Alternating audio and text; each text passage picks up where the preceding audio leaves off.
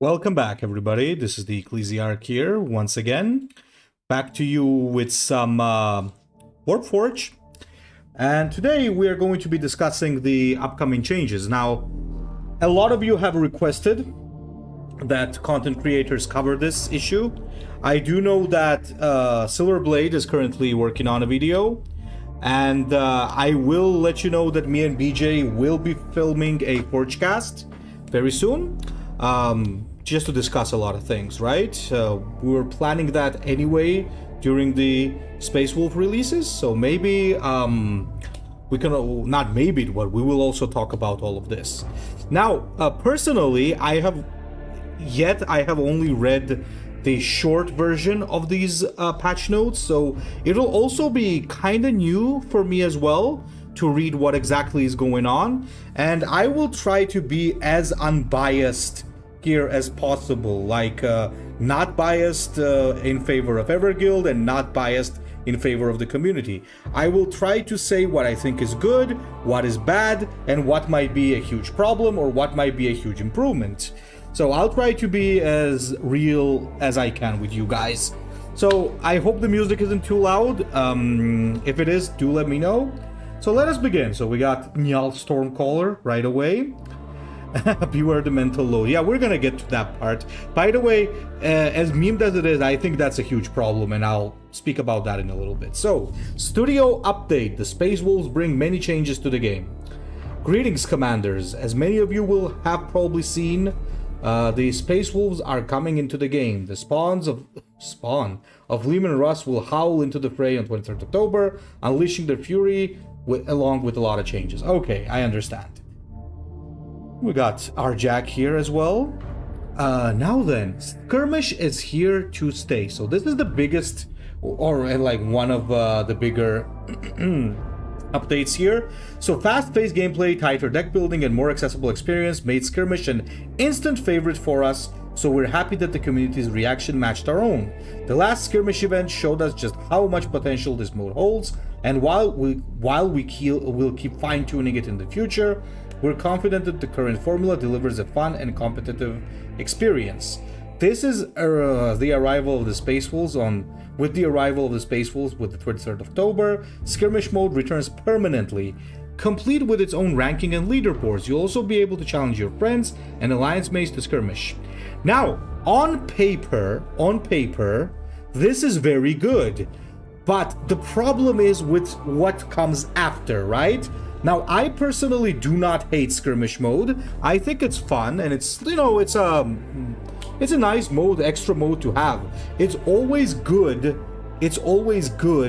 to have some extra game modes, like, not even if like a lot of people don't love it, it's another game mode that's meant to be fun, right? So it's fine. I also like that it's gonna have its leaderboard and it's gonna have its ranking. So by itself, this is okay. The problem arises after with the things that are connected with this after. So I think you would agree that permanently having this mode is okay. All right, it's not bad, but I think the fact that it also is going to influence a lot of things is going to be a problem. So let's take a look at the changes to the new player experience. So changes to the new player experience. Since the start of the first Skirmish event, the game mode has shown major potential to be more than a seasonal pastime. In fact, the reduced deck limit was received very positively by newer and casual players. After seeing the data from both events, we have decided to make Skirmish the gateway for new players. After the update on the 23rd of October, new players will start their journey in Skirmish mode. The tutorial and early progression will be tailored to this format, offering a smoother, more approachable experience. The first faction selection for the new players will also be limited to 4 Ultramarines, Orcs, Black Legion, and the Sotek Dynasty.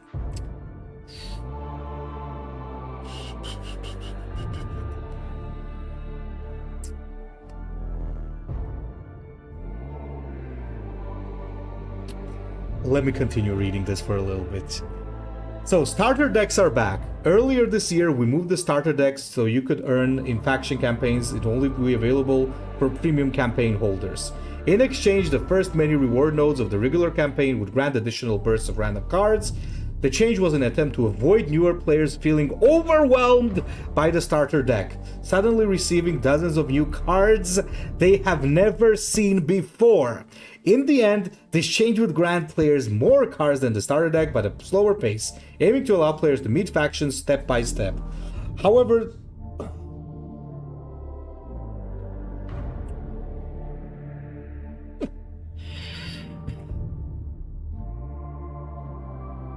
okay, let's continue for a little bit, but I have a lot of problems already now that I'm reading it. As I said, I had only read a short version of this, but now that I'm looking at what's going on, I'm feeling more problems. I'll explain what exactly I see as the major problem here, okay?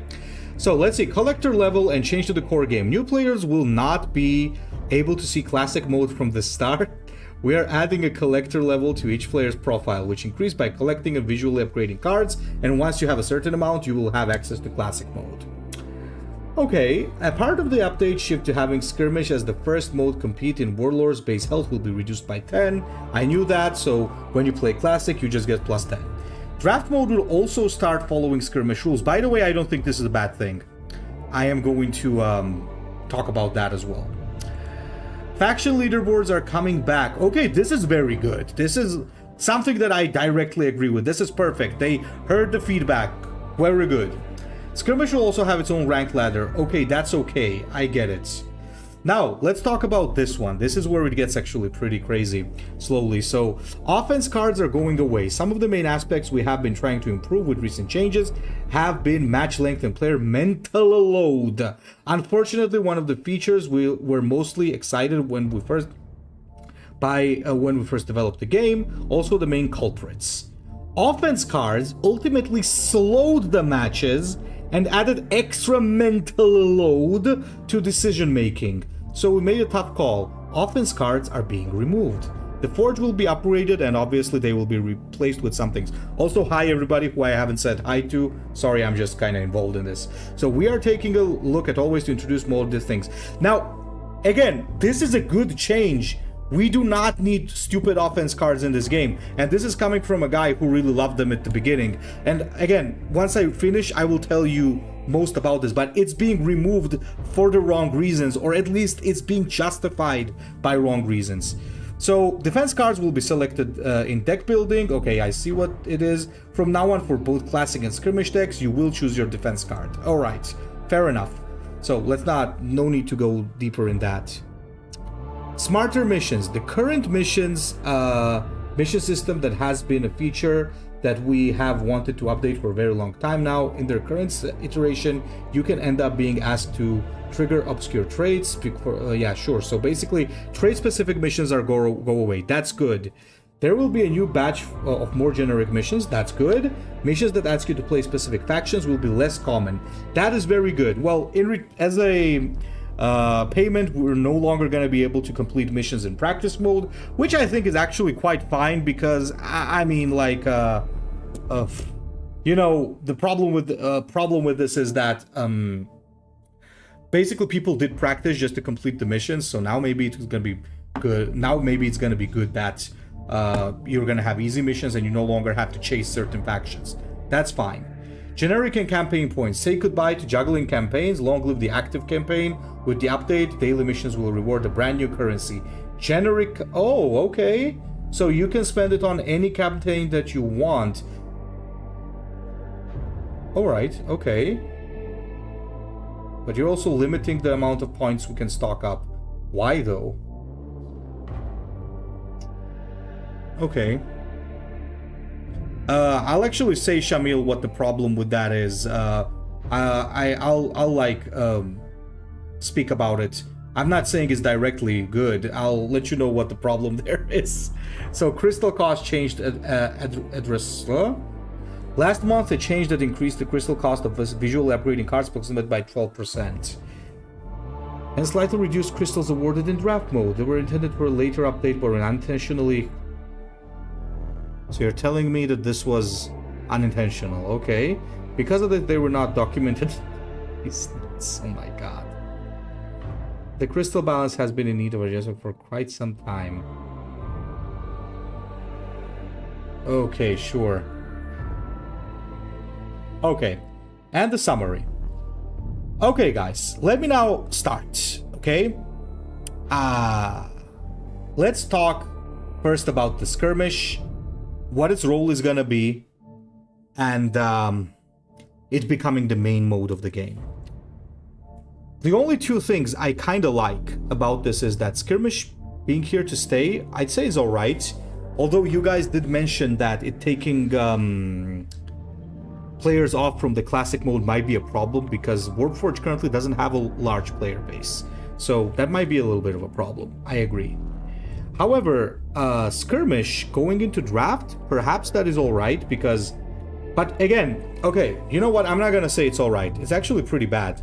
Let me tell you what the problem is. I actually had a little bit of a thing here. Realization. We say... so I was saying that it was good that skirmish became draft, like to replace draft, and I was saying it was good that the offense cards were removed. Well, let me tell you what the thing is. If you think about it, it's terrible. Let me say why. You know why I'm happy that I was at first happy that skirmish replaced the draft? Because the draft mode was suffering from it being too slow. Unlike, for example, Horus Heresy Legions, where it's quite fast.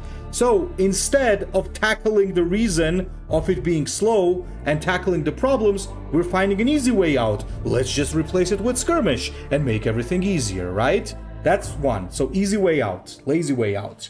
The second thing, removing the offense cards. Now, the offense cards, the reason I'm happy it got removed again is because balancing it was an issue, right? There were like completely useless ones, while there were like insanely powerful ones like Acid Rain and, for example, Hellfire Outburst against somebody like Galaron, right? If you're playing Abaddon versus Galaron and you choose Hellfire Outburst, I don't think Galaron is gonna win like 9 out of 10 times. And again, instead of trying to balance those and actually make them good, we're removing them, right?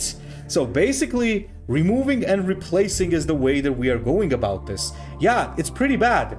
In reality, if you want to be like, if you want to be objective and if you want to demand actual like good things from the game, you want it to be fixed and balanced, not removed from the game, right? Like, imagine if you guys mentioned Wailing Doom, right? So let's not talk about Wailing Doom for a moment. Let's talk about something that maybe has been a problem for a long time, right? For example, let's take, I don't know, let's take the Green Horde. That was a problematic card. Usually what EG's solution to those kinds of cards, like often at least are, is you gotta nerf that card to a point where you might as well move it from the game. So instead of balancing, we're making the card unusable, right? So again, we can see the same type of pattern here. When you balance, make overpowered cards unusable, and nobody has to complain because now it's unusable. So nobody cares, you removed it from the game. And now, the same way, you're removing the offense cards, and then you are also replacing the draft with the skirmish one. I think like saying that this is good is a bit of it's like a bit of complacency, I would say, which is a problem. I just actually realized that I shouldn't be even saying that it's in any way good, because it's just like saying, oh look, they removed it, so problem solved. So we're ignoring the fact that nobody tried to fix the problem, instead we're removing them. So yeah, overall it's not good. It's just that you are being shown that we prefer to dodge things rather than try to fix them, which is not good, obviously. Now, to be honest, one of my main issues here, there's like another issue here, is that I do not like how what they're saying is phrased. And I'm gonna be like very direct about this. I do not like how they're phrasing stuff. So what I mean is, first of all, mental loads on the players. That was one, right? So let's take a look at it again. Take a look at it again. Wait, where was that shit? So mental load, right? So recent changes have been match length and player mental load, and added extra mental load to decision making. Okay, now wait. New players, wait, starter decks, right? Or was that? Starter deck. So look at this. The change was an attempt to avoid newer players feeling overwhelmed by the starter deck. Now, I know that we all laughed about the mental load and it's a kind of a meme, but it's not funny. It's actually not funny. It's actually really bad. Because what they're basically telling you here is that they want to reduce the complexity of the game to almost non-existent, which is terrible, because I know that one of the reasons why people enjoy like the card games is some level of complexity, right? Some level of decision making, making some serious plays, doing some cool combos, maybe doing some interesting things. Now, and you're basically saying that using an offense card was an extra mental load? Like, I'm sorry, but are we technically being called like degenerates here or something? Because come on, let me tell you this: I would much more appreciate, and I'm being quite honest, I would even praise them for it if they had just said, you know, we saw that removing the starter decks received a backlash from the community. We admit that we were wrong, and now we are fixing it. Now, the moment they would say that, I would say, okay guys, thanks, you're awesome, right? You know me, I always give credit where credit is due. I never like sit on the EG hate train. Like, if they do something that is good, I always say, this is really good. But if you want to hide that behind the fact that, oh, you know, players are struggling, like, I understand that this... I understand that this is like a mobile game, but as like Shad says, it's not supposed to be a toilet shitter game, right? A game that you play like for 5 minutes while you're on your toilet and you just wanna, I press button, now me kill. Like, no, that's not what this is supposed to be about. It is not a complex game. Like, sure, I mean, come on, as far as card games go, this is not a complex card game, and making it even easier is not good. I can understand why it might be happening, though. Let me explain, like, why. Let me explain why this might be happening. So, you guys, as you know, you understand that the player base is quite low, right? And I understand that Everguild as a company, don't get me wrong, Everguild as a company is trying to attract new players, and I can get that. From a business perspective, I can get that. But this is basically turning their game into a Marvel Snap, and like, I don't think that is good. Like, making the skirmish the main player mode, I don't think that is good. So there's so many problems here. Like, for example, you're saying that you're limiting the decks to Ultramarines, Orcs, Black Legion, and Sotek Dynasty. Why? Why Black Legion and Sotek Dynasty? Why are you choosing the faction that has the I think the highest requirement of legendary and epic cards? And why are you choosing a faction that has complex mechanics like Remnants? Maybe if you're looking for like some early like beginner things, like, yeah, sure, Ultramarines, Orcs, maybe you could have made Imperial Guard like Astra Militarum and something like that. Like, are you telling me that Sotek Dynasty is more beginner friendly than Astra Militarum? I do not think so. So I understand, but yeah, that's the thing, Wormy.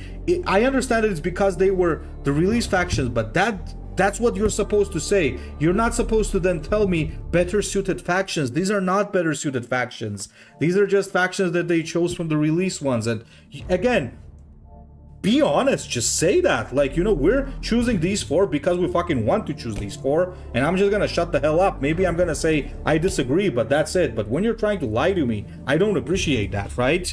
As somebody who plays the game. Okay. As for the skirmish, I think that becoming the main game mode might bring some serious problems.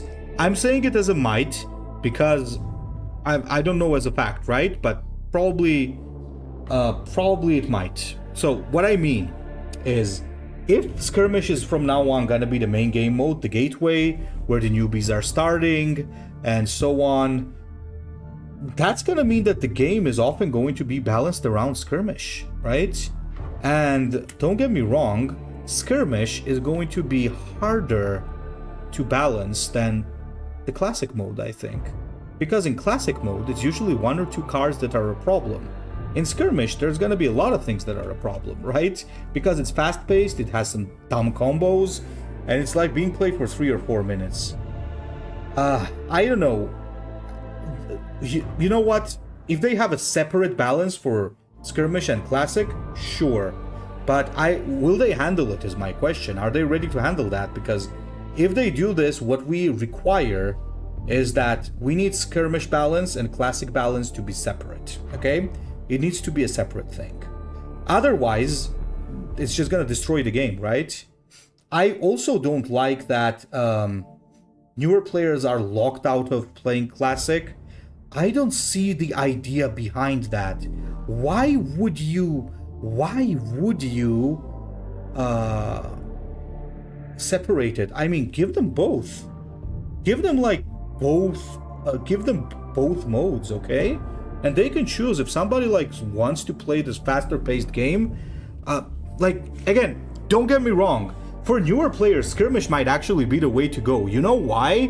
Because one of the problems it actually fixes is that the newer player doesn't have to complain and say, oh, how am I supposed to fight against the guy who has a gazillion legendaries when I don't have anything? Well, now that you can only fit 12 cards in your deck, some even vanilla cards are going to be good. So maybe skirmish isn't a bad game mode for newbies. I'm not saying it's bad, but why are you restricting the 30 card game mode to them though?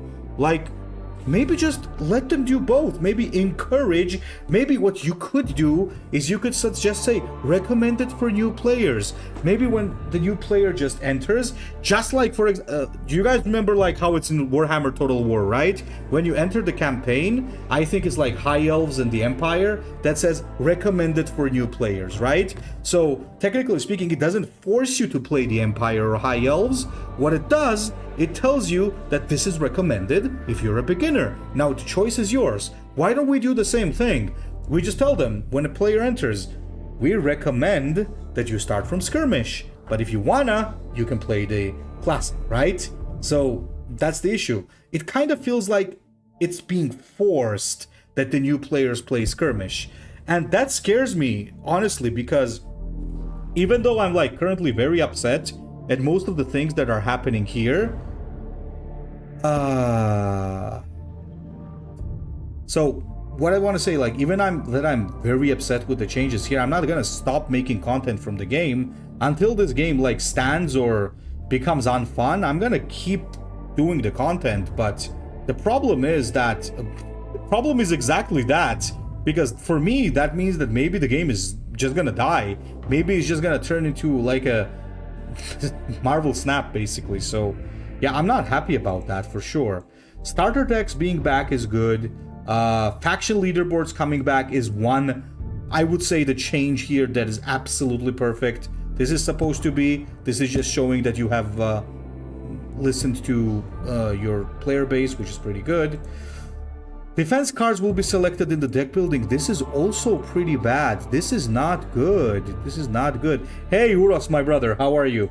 Hope you're doing well. So look at this. Defense cards will be selected in deck building. This is not good. You know why it's not good? This is not good because I loved choosing my defense cards according to the situation. I admit, in most cases, there was always one defense card that was the best. For example, for the Tyranids, you always chose the level 21, obviously. But, for example, when I played the Necrons, all 3 defense cards were very good, and I used to choose it based on my starting hand and my opponent. Same with the Sisters. So now, I just have to choose one, stick it on the deck, and just use that. So again, we're removing the versatility from the game. So less thinking and straight away into the game. So we're just making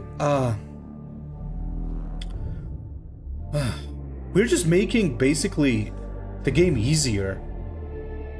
I don't know. I have a question and I want you guys to answer me. Now, I was never a tabletop player. because mostly in my country it's only right now starting to become popular, and I'm only now actually making an army for my tabletop, mostly just collecting as a hobby and nothing else. But tell me this, a lot of people are saying that with the newer editions they removed the difficulty from the game and made it much easier in newer editions, just to just for it to be more attractive to the wider audience. I kind of think these guys are doing the same thing. They're technically trying to push this to a wider audience so that more people download it, because it's maybe really a 5-minute game. I don't know, you guys tell me, those of you who play tabletop, am I getting this parallel correctly?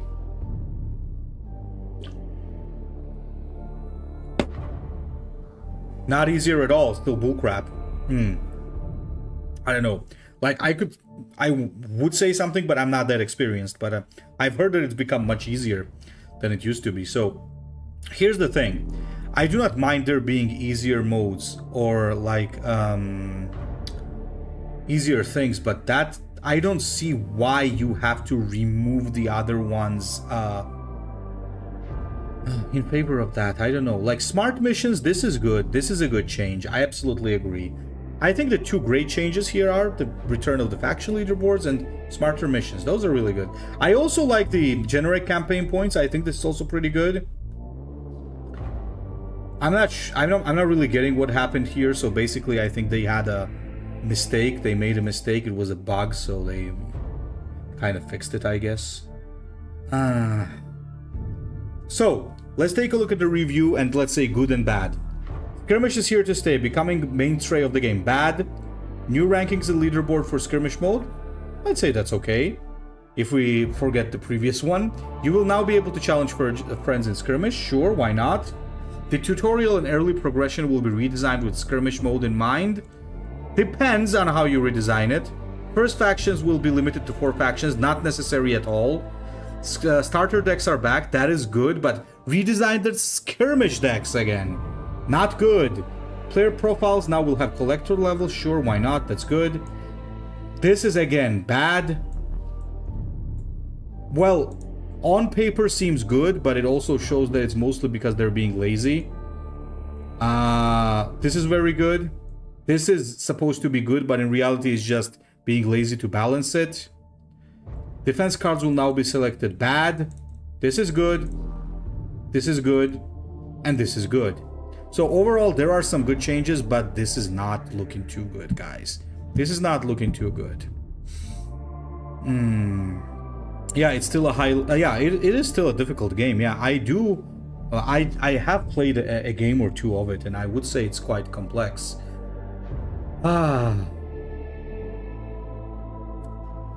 Well... I think we're... So again, as I said before, I don't want to speak in advance, but from what I see and what annoys me the most is that they're kind of treating us like we're stupid. Or I don't know, maybe we are, who knows. Maybe what we are for not dropping the game even now, but yeah, I don't know. I don't like the excuse that they're using overall, you know.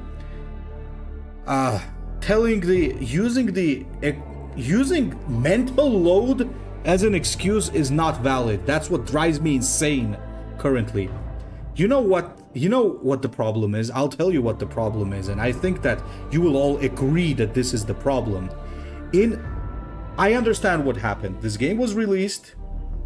It had a good hype. Then the numbers of the players fell because the formula didn't work too well, and now the game is slowly dying. So we're trying to revive it, right? Okay, I get it. But you know why that is the case? That is the case because we did not have a good communication from day one. I think what we need, and I'm gonna, again, credit for where credit is due, communication has been much better than in HHL, I'll give you that, 100%. But it's still not enough. If we had a platform or something from the beginning where we could have had player feedback. And I'm talking about player feedback and not like swearing and like, oh my god, remove this, blah, blah, blah, blah. Not something like that. So adequate player feedback. If we could have had this, perhaps the things could have gone better, because maybe they would have heard the problems that the game had earlier. Maybe some things could have been fixed earlier. Maybe the game would not reach the point where it is now, because if you remember, the game had another chance. When the Imperial Guard came out, the numbers of players spiked again, and the game was starting to become popular again, right? So that's the thing. When you rely on the main court for player feedback, it's not good, because main court is shit. You just got people just spamming angry messages, and that doesn't work. That's not gonna help the game. What we need is we need something which really helps us deliver this feedback, and using content creators for that does not work either, because again, the communication is not tight with us either. Sure, we have some sort of communication. We had some very good cases of them listening to Forgecast and adopting some recommendations, but there's not really any direct way that I know that, for example, I will communicate something and tomorrow or the day after I will have an answer to it. Yeah, you are right, guys. BJ was the #1 supporter. Even, for example, when someone would be critical, he would try to protect the game, and now he's gone, basically. So that means that you did something wrong, right? So that should really tell you that something is not right, because it's not even about like people, content creators leaving this game because of the low number of views or something, because Warhammer, I mean, come on, Warhammer itself is more like a passion thing. I think most people play this game because we like the game, and we create content because we like the game, right? There are some things that we like about this game. I don't think that there's any content creator existent in this game that started Warpforge thinking, oh, I'm gonna make a lot of money and viewership off of this game. No. Any content creators that has been making content on this was probably making the content because they like the game. They like Warhammer and they want a game about Warhammer, and that's pretty much it, right? So these types of people leaving is a bigger problem than somebody who's making content for money. Because if somebody is making content for money, obviously they're gonna move to a game that's gonna bring higher income, something more popular, right? You're gonna go stream League of Legends or something, I don't know. Most content creators here, I would argue, do it because they love it. And when that kind of a player leaves the game, then you have a real problem, because that means that you're kind of not doing something right. That's the thing. BJ's reason was our beloved Vault. Yes, Vault sucks. Vault is terrible. And it's not been getting any better. As for the Space Wolves, I mean, I know a lot of you are not happy, but I'll take it. I mean, I did expect other factions as well, but this is the place where I'm gonna defend Everguild, okay? Directly. I don't think that it's completely in their hands what faction they get to release, so cut them some slack when it comes to which faction comes next. But otherwise, everything else is a problem, yes. It is a problem. Yeah, Vault is coming back together with everything, and you know, that's the thing. Yeah, majority is... Yeah, Raziel, that's also a good point. Like, majority are under a certain amount of subscribers and they can't even monetize the channels, right? This is like just people showing their love for the game. I don't even know, man. It's disappointing, to say the least. I am excited for the wolves, sure. I hate fucking Space Wolves, but I'm still excited because one thing that Everguild does really well is the art, the music, the sound effects. Like, I love the design that they put, like in HHL, in Warpforge. I always like every single faction, but is that gonna be enough? Is the question to keep people doing it? Because I don't know. I know that the video started off like a little bit angry, but overall I'm just kind of disappointed. I'm disappointed because I'm afraid that the game might die. And I'm also disappointed that, like, Where once, for example, in HHL, we had a ton of content creators.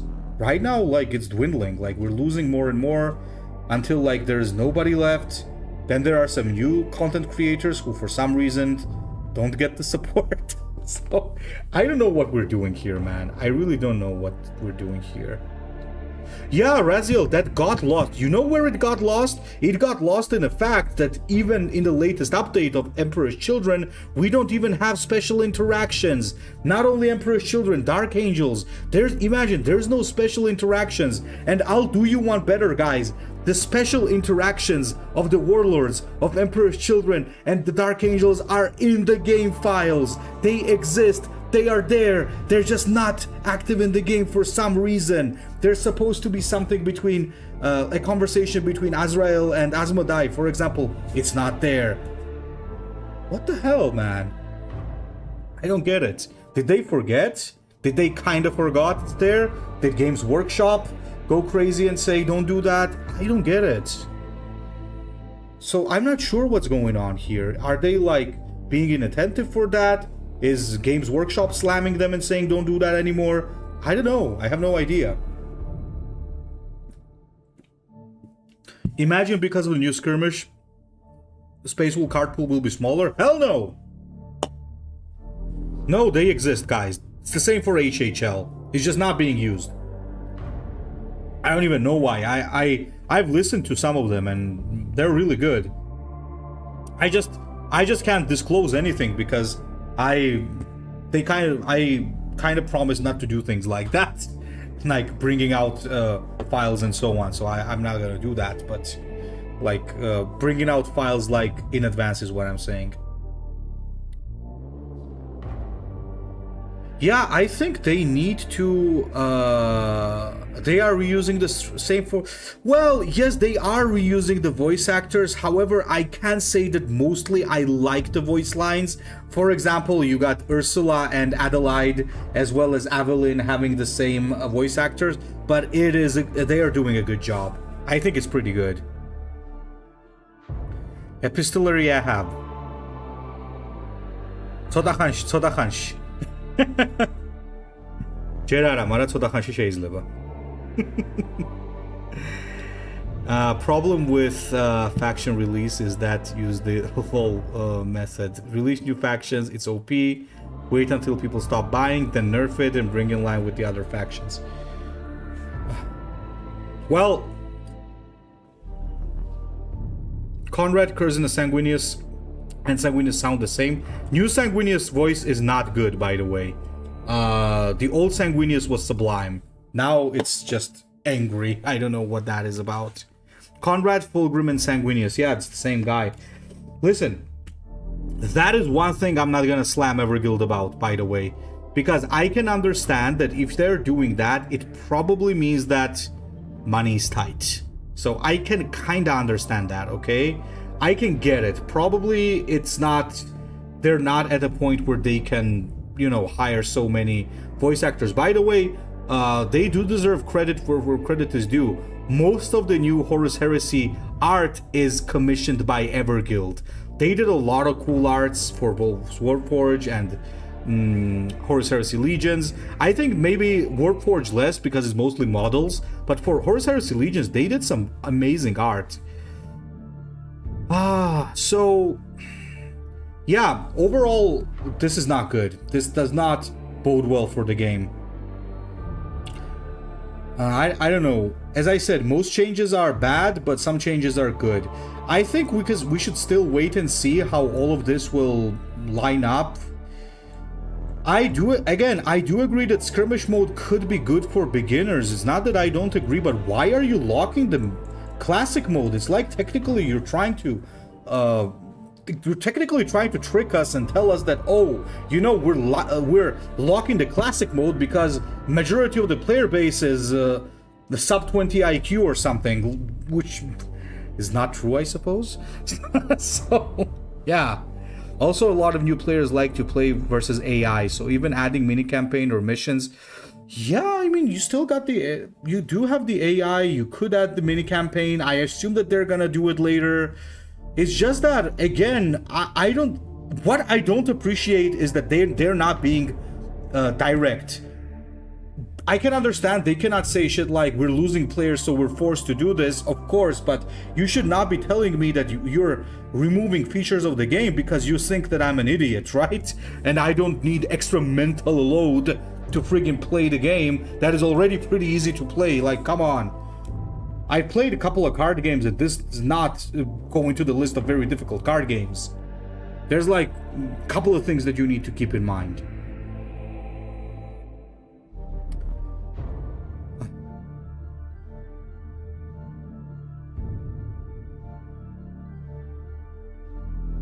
Give me a second, guys.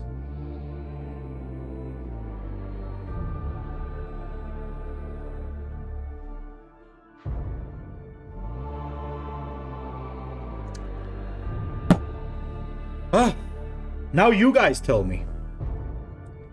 What do you want me to do? As a content creator. Like, what do you expect from me? Is what I'm asking you. Sure, you asked me to voice my opinions, and here is my opinion. Unfiltered and sincere. Not defending bullshit, just telling you and laying it out as it is. I did that. But now, what do you expect next? Do you want me to stop making stuff? Do you want me to continue making stuff? Do you want me to just not buy stuff from Everguild? Like, what do you expect? You know, we really need to know that as content creators. How do you expect us to push back against this? Is the question. Start the Ecclesiarch heresy?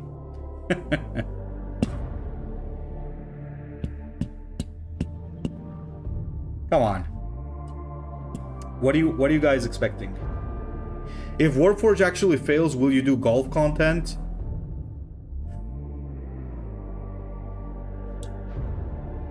Never gets old, does it? Fucking golf. No, I already have things in mind that I'm gonna be doing in parallel with Warpforge, and that's gonna be dropping quite soon, but... Make a Forge cast with devs. Well, we will try. Stelma, that's a good point. Me and BJ are gonna try this. That's a good point. I will speak with BJ and maybe we can do it.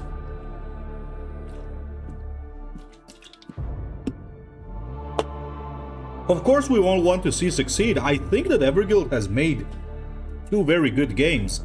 Don't get me wrong. So listen to this. What I want to say. Right? I love both of these games. I still do. I still find it extremely fun. I still think that their art and their effects and everything is beyond amazing. And this is still the best Warhammer card game out there. I mean HHL and Warpforge both. Definitely better than combat cards or any other shit that you will find there.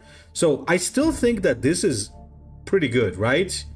Well, I've never played Draken Lords, that's why I'm saying Raziel. It's just that I don't want to see them kill their own game. That's the thing. That's what I don't want to see. You know what, Everguild? Thank you for not releasing the Thousand Suns, because if they had released the Thousand Suns, I would still shill. That is the only thing I will shill for.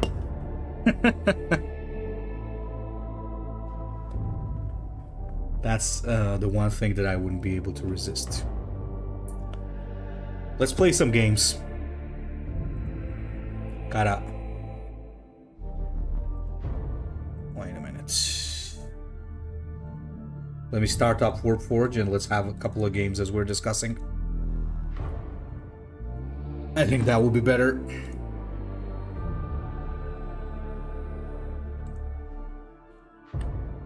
Yeah. It's a tough one. Okay, there we go.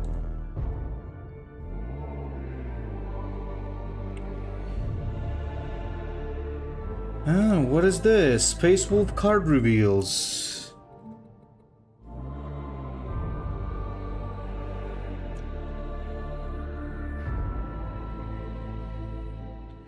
You would not be so doomed as we were when this news unloaded to us. I don't know, man. It's like quite disappointed. That's what they're trying to do, Epistolary. Yes, they're making Marvel Snap. რა Marvel Snap-ი ბიჭო ხوار გააფრინეს მაგათ ვაფშე საერთოდ ანუ რას უკეთებენ ამ თამაშს ვერ გავიგე რა უბედურებაა. Sorry about that. There was no swearing, by the way. It was just me ranting in my native language. Might sound to you like I was chanting something, but I was not. What do we play? What do we even play, boys? What are you in the mood for? Let's play Emperor's Children. Warpforge still has a lot of potential. We're not giving up. We're not giving up on the game yet. We're not giving up, boys. We're not giving up. We're still gonna be playing. We're still gonna be doing some content. Okay, we'll play Orcs as well after some Emperor's Children. No, Shamil, I'll definitely continue, guys. Don't get me wrong. Like, I am. Oh, do draft. That's an idea. I'll do draft right after this one. That's an idea, boys. Let's do draft. Let's do a live draft guide, which is going to be useless after 1 week.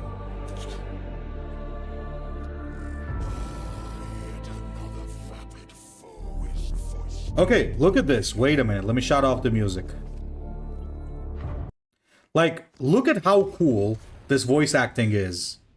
I feel you shiver. Is it fear? This is so good.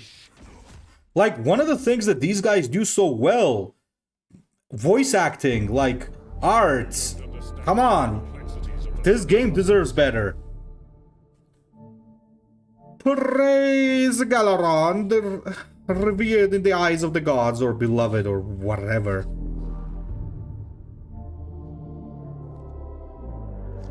Uh-oh.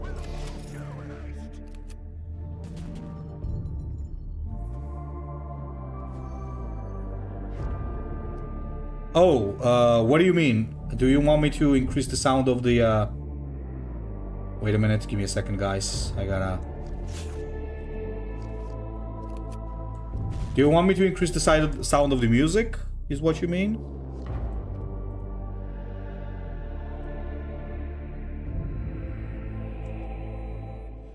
Ancient Georgian black magic. We don't talk about that.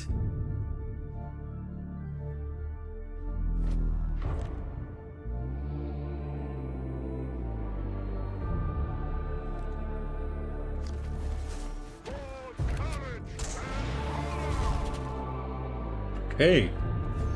Let's see what we can do about this. Ooh, embrace the pain. No, we're not gonna embrace the pain.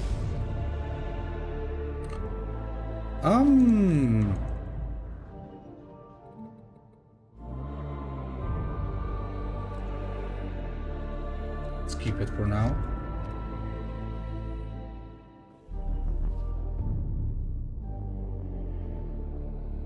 Yeah, we're doing draft after this. We don't talk about that. Hey, man. Can't be revealing all my secrets now, can I? Shot by shot, we will purge the galaxy. Uh-oh, that's gonna hurt.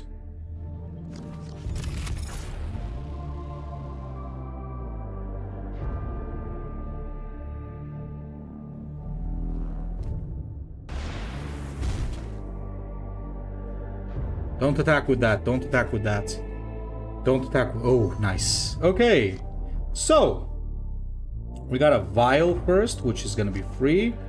We did not get... ooh, we do get this, though, right?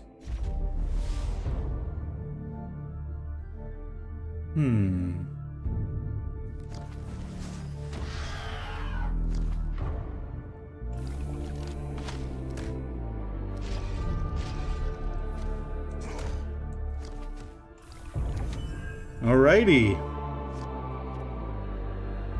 Hey, algorithm, I did talk about that, but I will repeat. It might seem like a good thing because offense cards were a problem, okay? But the problem is that they did not cut it because it was bad. They cut it because they were lazy to balance it. Or maybe they were failing to balance it. In any case, it's not justified.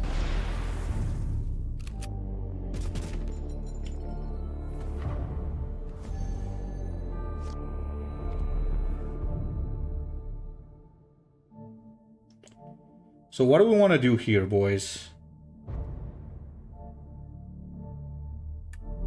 We could possibly do a couple of things, but I think Blissbringer again is the thing we want to do. And we pass.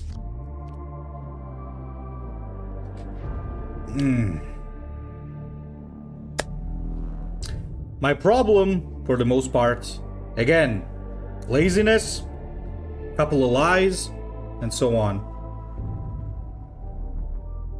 I mean, algorithm, that's the thing. I am happy that the offense cards were removed, but I'm happy for the wrong reason.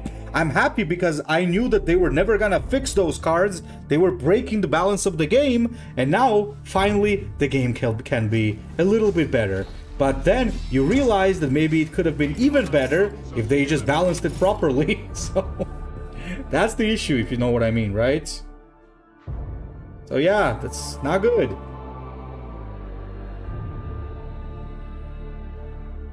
Okay, we got a full board clear coming here, boys. Ooh, maybe even better. Nope.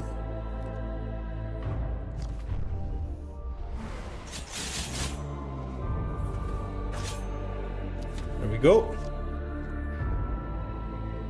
Everguild has been dealt a very shitty hand by Games Workshop. I do understand that, though.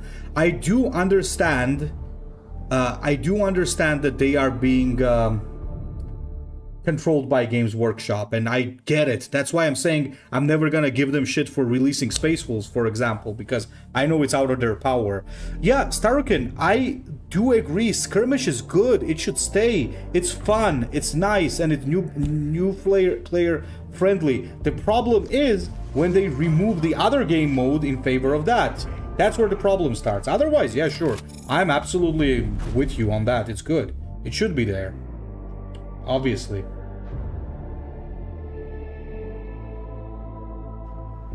Come on. Still attacking me, huh? Okay. Cocky.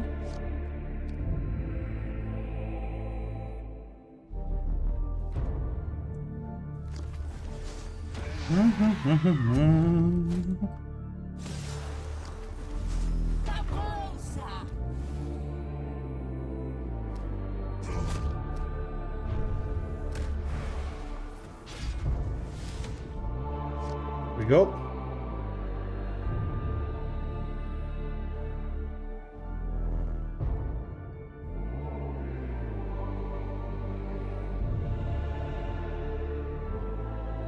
Seriously though, man, like very disappointing overall.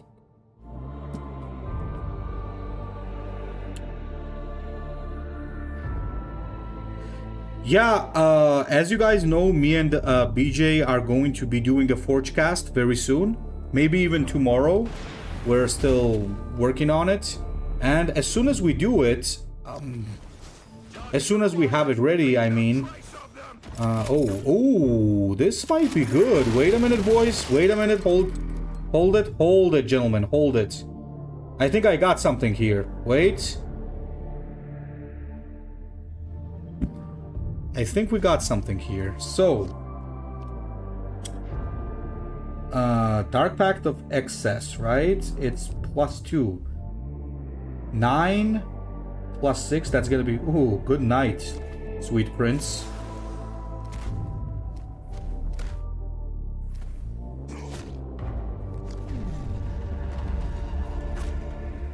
Did BJ stop playing because of the other card game? No. He stopped playing because he was very disappointed with the game, and also another card game came out which he liked. So together, that was a bad combination for Warpforge. So there you go. Yeah, we're definitely doing the Forge cast with BJ, and then I will speak to him about contacting the devs, and maybe we can have a conversation, because there are some problems. Okay, boys, final draft. Okay, now who's gonna be the smart boy and tell me what you're supposed to pick here? Tell me, what do you think you're supposed to pick? Let's do a little bit of a quiz. What do you think is the best pick and why? I already know what I'm gonna pick, but still.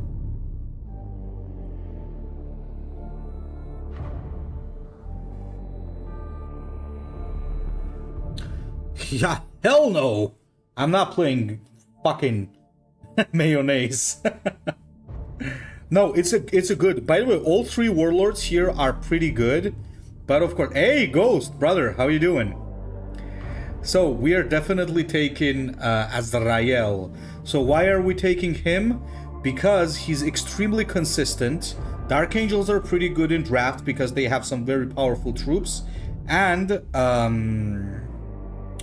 there are some very strong...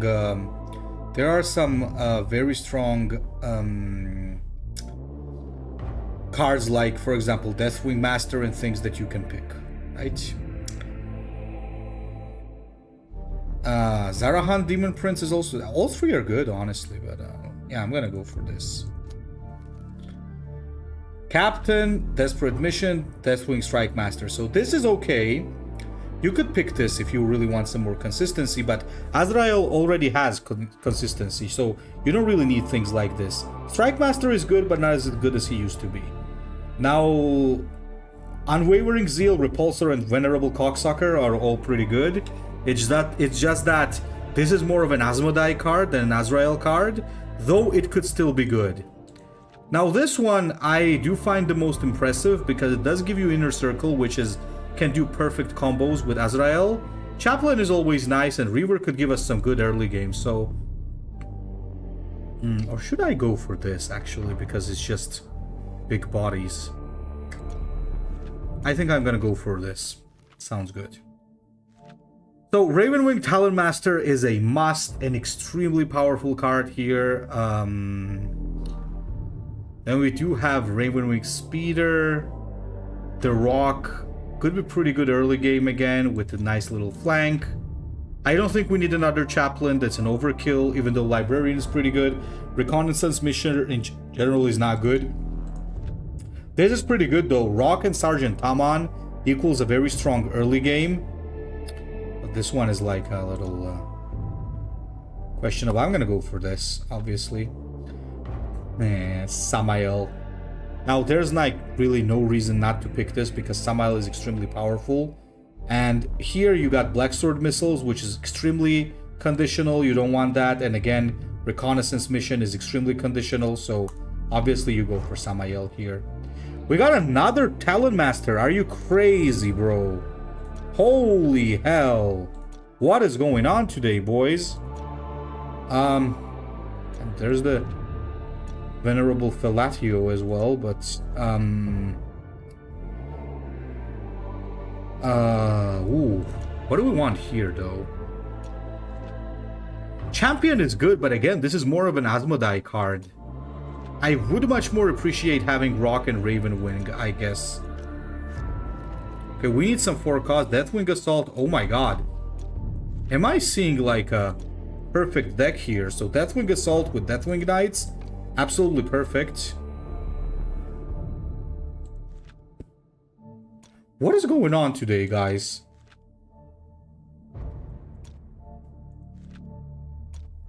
Okay, gonna go for Lazarus, obviously. What is going on?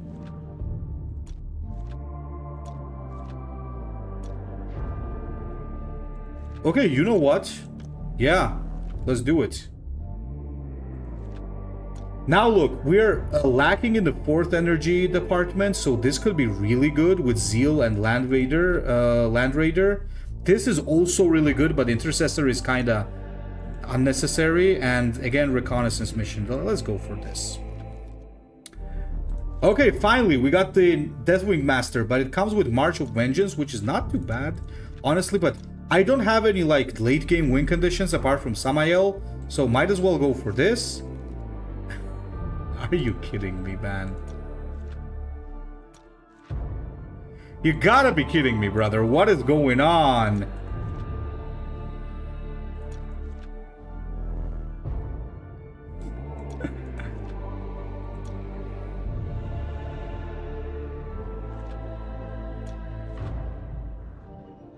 What?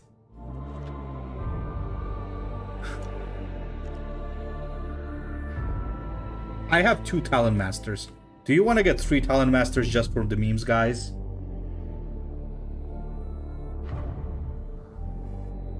Teacher is definitely getting full amounts of wins. And you know what? I'm not disabling bots, because fuck you, that's why. I think it's Everguild's way of saying sorry. Yeah, I agree. And right away, the opponent that I get is a Scarab Masher. Okay, so is it though? Minor Chimadon.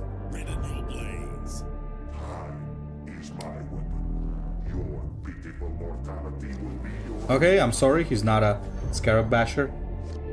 Smasher.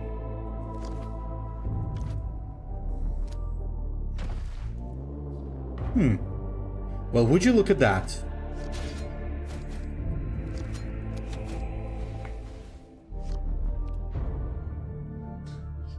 Guess what time it is, gentlemen? It's time for the Talon Master. Oh, look, me and Oricon have the same ability. It's just that mine is free. Seems fair.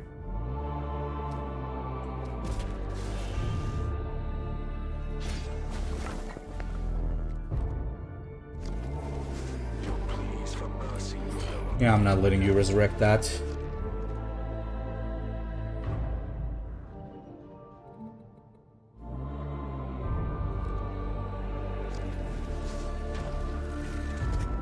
Привет, Илья.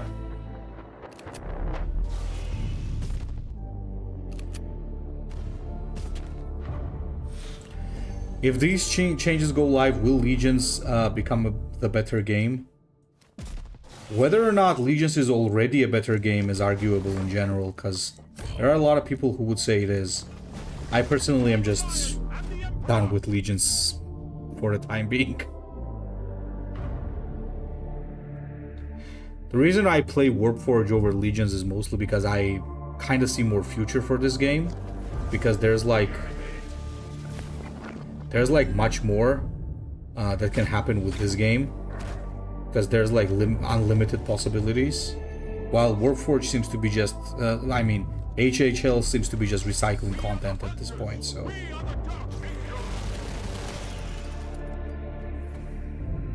Okay, Deathwing Assault seems good.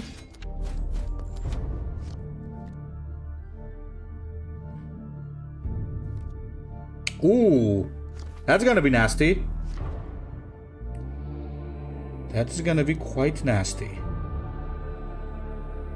So what do we do about that? It's probably he just trades this so I get the board priority. Why is he attacking face though? I don't think he's gonna out damage. Oh my god. I got double Deathwing Assault in my hand. Never ends. Duty compels us forward. Might as well blow the guy up next turn.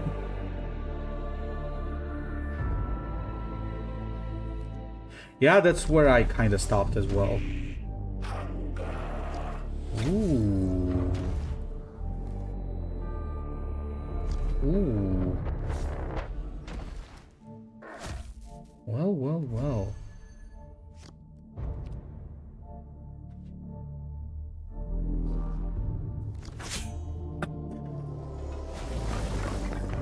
That's funny. In our wake.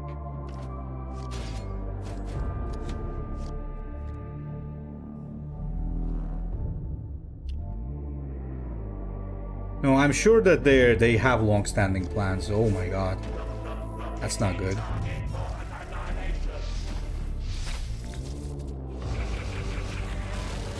Boom, boom, boom, boom, boom. Boom. It's not enough now, is it though? Uh-oh.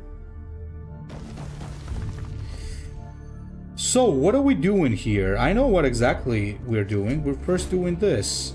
100%. Now then. This has to go.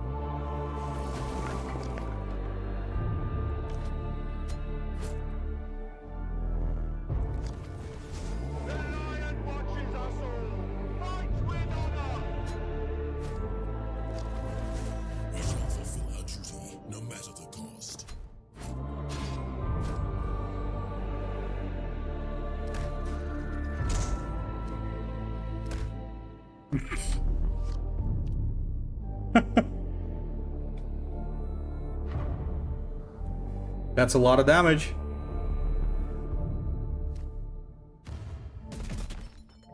That he was willing to take. Doom Scythe. Goodbye, Doom Scythe. Let's pray he doesn't have a Resurrection Orb in his hand. Otherwise, we're doing good. Uh-oh. Somebody's in trouble.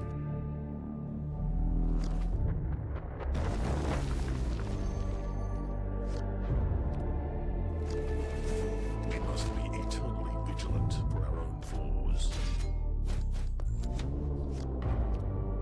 Poor Orikan. Remember, guys, we never feel sorry for Orikan the Diviner.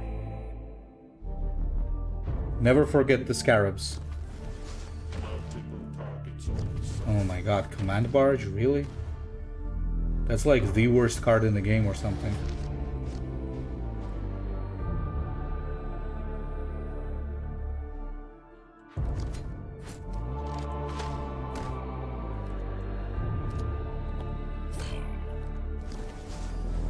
G? Hunt never ends. Duty compels us forward.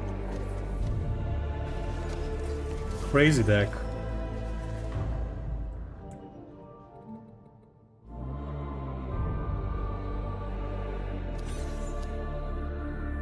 This deck is like illegal. Only thing it really needs is like Deathwing Terminators. We just didn't roll any. I'm talking about like normal Deathwing Terminators. Ooh.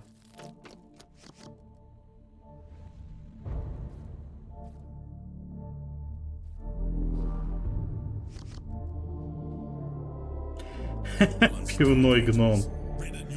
Man, I just love the names that the Russian community brings to the game.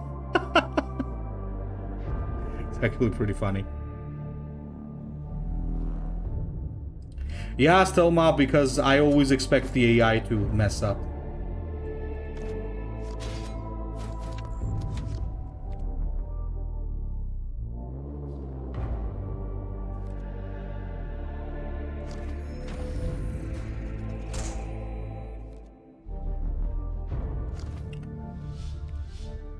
Read the book of Infinite and Divine. I do plan to do that. I have heard many good things.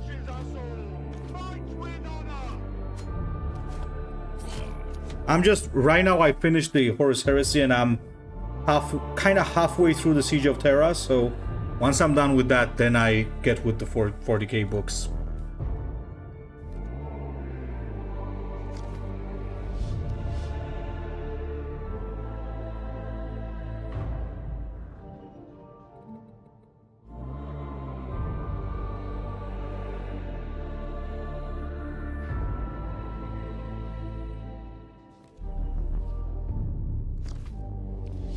Da, это точно. Like, imagine if we actually play against a stealth-based deck. Would be pretty funny, wouldn't it? Well, not all of the Heresy. I skipped a couple of books, like 2 or 3, that were unsufferable. I do have to admit to you guys that I have read The Battle for the Abyss.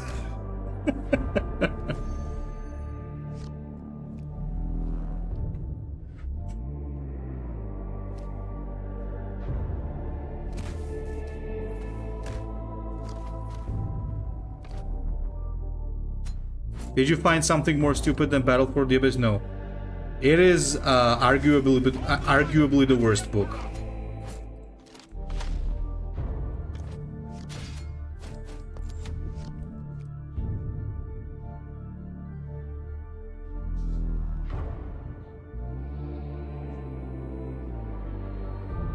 Yeah, Shamil, I'll definitely let you guys know. Because there's a ton of 40k and I'm not gonna be sure where to start. Heresy was easy to do because you can just follow and, you know. One other book that I really struggled, I'll tell you a case. Okay, so the books that I struggled to read, one was Battle for the Abyss, the other was Nemesis. I really did not like Nemesis, I have to admit. I really struggled to finish that book. I liked Mechanicum. Mechanicum was good. What was the other one? There was another book that I kind of struggled to read. I just can't remember what it was.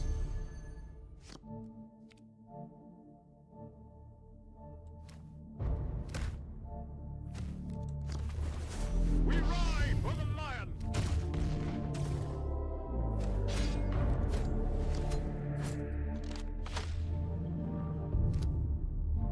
Do you recommend Path of Heaven? Oh, Path of Heaven is pretty good.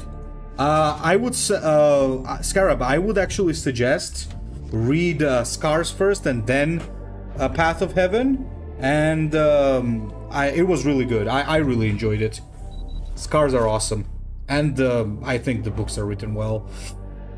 Dark Angels, oh god. Well, I have to admit that Descent of the Angels is my guilty pleasure. I would call it. I don't know, but somehow I had fun reading that book. I know that it is generally received pretty badly. I did kinda enjoy it still, but to be honest, most Dark Angels books were pretty bad. Most. You can kind of blame it on the guy who's writing them, but yeah. Most of them were not good. The short story was catastrophic. The one with Nimiel's beheading, absolutely stupid. And there were like certain moments that just no, man. Just no.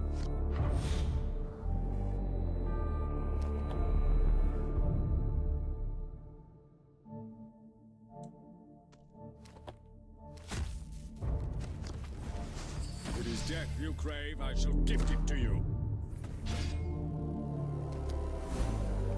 Oh my god, we got a repulsor. And we have the... Oh yeah, this game is over. The one book where I actually liked the Lion a lot, and I think that he was written quite well, was The Unremembered Empire by Abnett. That was pretty good. I really liked that one.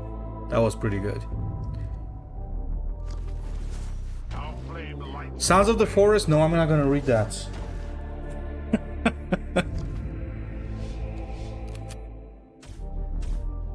Hey, Rostislav.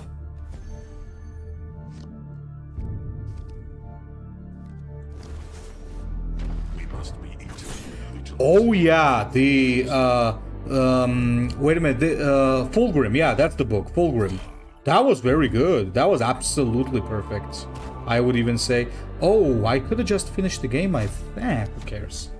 So, this is over anyway. That was peak. I have seen a couple of people criticize that book, but I really liked it. The only thing I don't like about that book is basically Ferris Manus getting 5 minutes of screen time and just losing his head.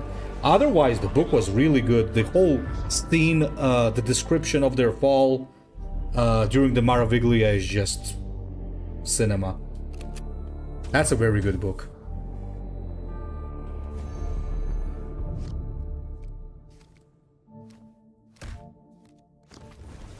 Heavy weapons cry. Open fire.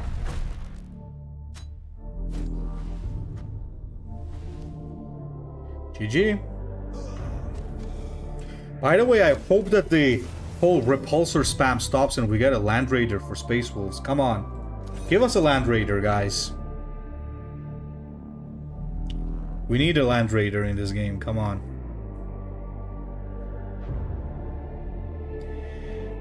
Bekwa Kinska, the whore of Babylon.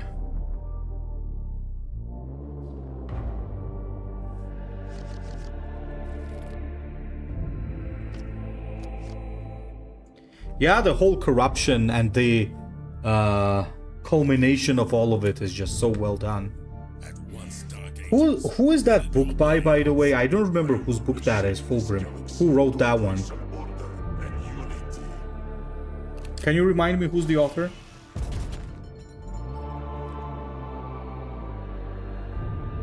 Forgot who that book was from.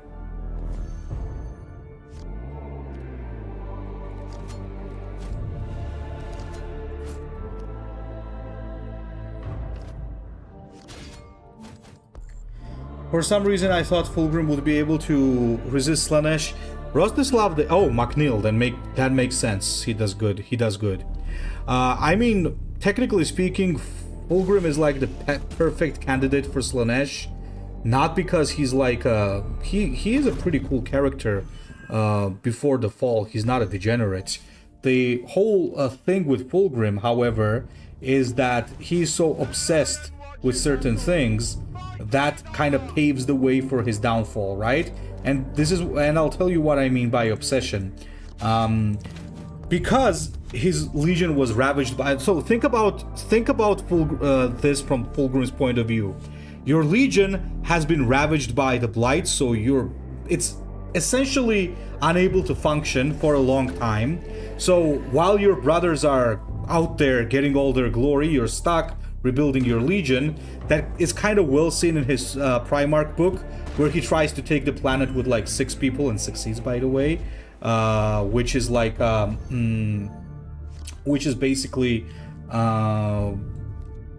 which basically shows that whole issue that he has. And on top of that, you imagine he missed the biggest triumph of his legion. He missed the battle where the Emperor's children were awarded with the what's called again, the thing that they have, the Mark of the Emperor, because they when his legion, was it at Ulanor? Help me out here. So basically he's in a situation where he's obsessed because he missed the biggest triumph of his legion. His legion is blighted and got basically destroyed, and then even now you got the Lair Blade on top of that. So yeah, there's actually a lot of build-up for how he oh, let's actually watch it. Yeah, let's watch it. We could definitely watch it. Let me just finish the game. Let's finish the game and let's watch Silverblade's video. So I think Fulgrim actually has very legit reasons for falling.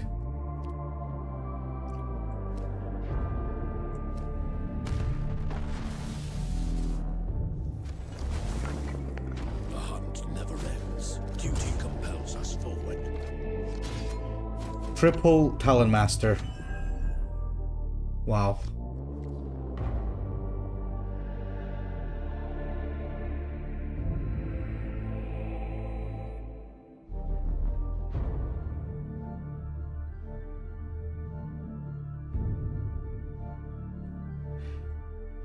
There were a lot of factors at work that made that. Alejandro, so I'm afraid I cannot recommend any books for Eldar because I have barely touched Eldar lore for now, so I am really not the person who can recommend a good one for you, I am afraid.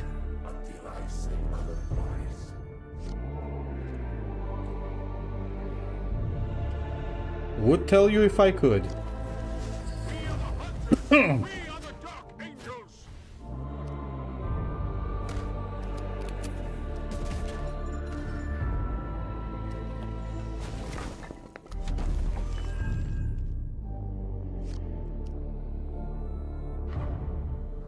Yeah, as long as the community lives, we're okay, guys.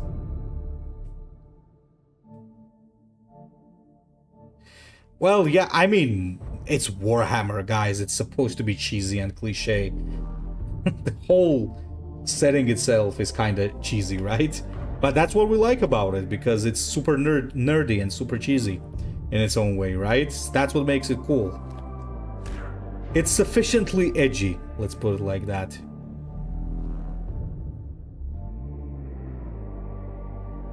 Yeah, Lunaria, absolutely.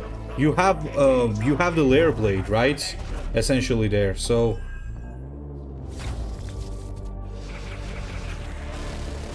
it's not like there was no demonic influence, right? Because there was. We are the hunters. We are the dark angels. What can you say about the Legion novel? Do I have to answer that question? Here's the thing. I have mixed feelings about the Legion novel. I enjoyed it. It was fun. But I don't like John Grammaticus. That guy was absolutely insufferable.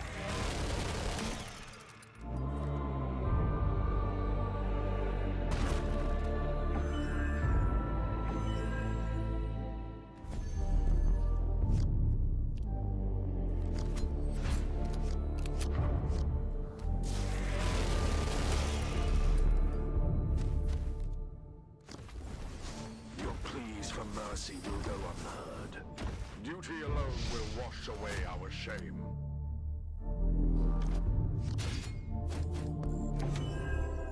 But that's the thing, Stelma. I like the book itself, and it's happening, and it's awesome, but I friggin' hate John Grammaticus.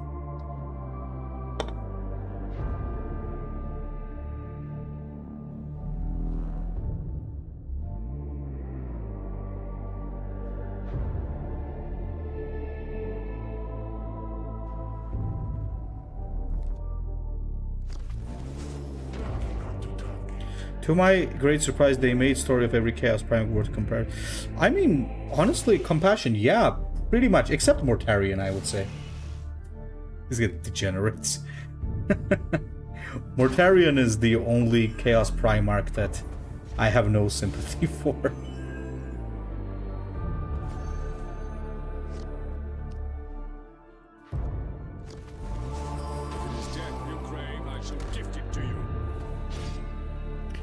Yeah, Flight is absolutely really good. I think we just outlasted Demotech basically, so I think we're good.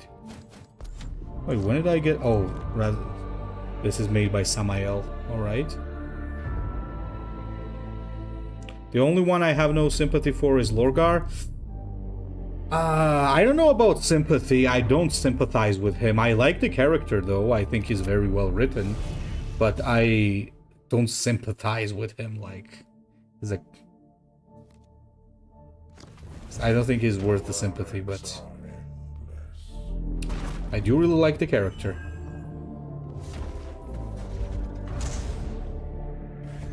And Lorgar's books are mostly... Most of them, at least, are some of the best, so, you know.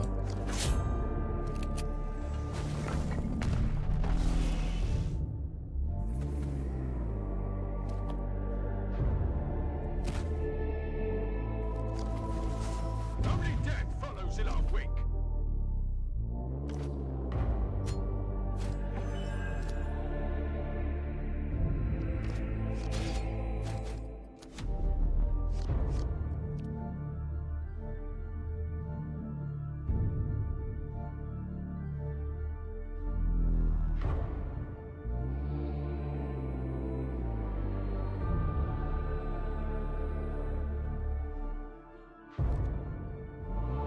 I think this is an easy 12-win deck, by the way, but after this game, let's just watch Silverblade's video together.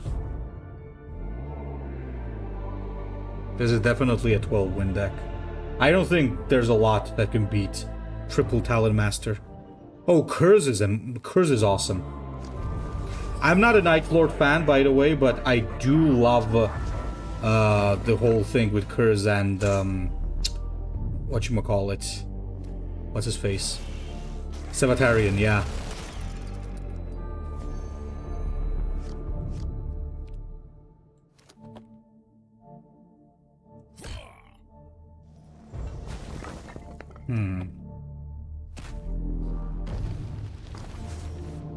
The hunt never ends. Duty compels us forward.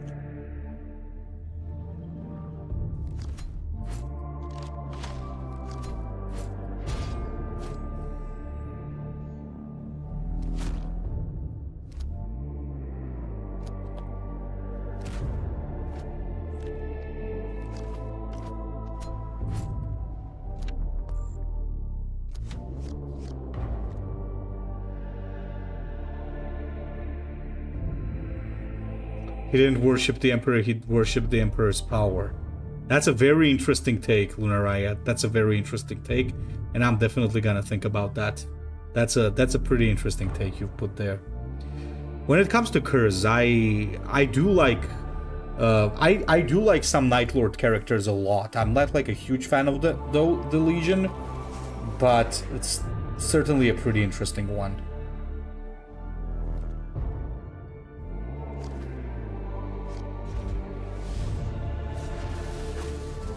And there's also a very interesting dynamic between Sanguinius and Curse, which is always interesting to discuss. Yeah, I think game over.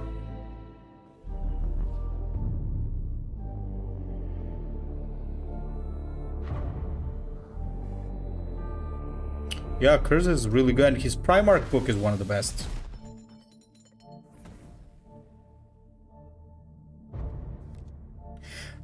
Yeah, the Legion itself as a whole, yes. But I do have to say that there are certain characters within the Legion that are very good. Sevatar, Shen, and Talos definitely very, very good, yeah. Talos Valkora and Sevatar is absolutely amazing. The very first book I read about the Night Lords is...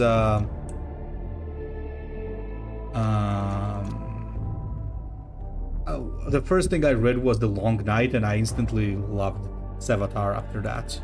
I was like, okay, this is the guy, basically. Okay, let me bring up Silverblade's video. Give me a moment. Take a look at what our boy has to say. Oh, it's a 45-minute one. Okay. Hello, everyone. You know what? I don't mind actually watching part of it before we go to sleep. So, give me a moment. Let me shut down this game. One of the easier arguments for this Ecclesiarch is that Lorgar was extremely quick to just drop all worship greater power. Well, I mean, yeah, he went from one god to another, but that's also another thing, that he was basically raised in that way by Corpheron. So essentially, like, he has to worship someone. During the heresy, were prisoners taken? And so what happened to them? Yeah, they were definitely taken. It really depends. So if Night Lords took prisoners, yeah, you definitely don't want to know what happened to them, because apart from all the horrid stuff that would happen, they did have that labyrinth on Nightfall that was full of prisoners as well. You could see that in Vulcan Lives, the shit that goes down there. And apart from that, like, there were prisoners given to Fabius Bile. So yeah, there were terrible things that happened to a lot of them. Otherwise, like, they could have been executed, they could have been questioned, but I imagine that, like, in most cases, if you had, like, less inadequate legions take prisoners, they would probably be sent to Terra, interrogated, where their mind would probably be wiped. Might did not make right, might made divine. Very interesting, once again. That is very, very good. Hey, Silverblade!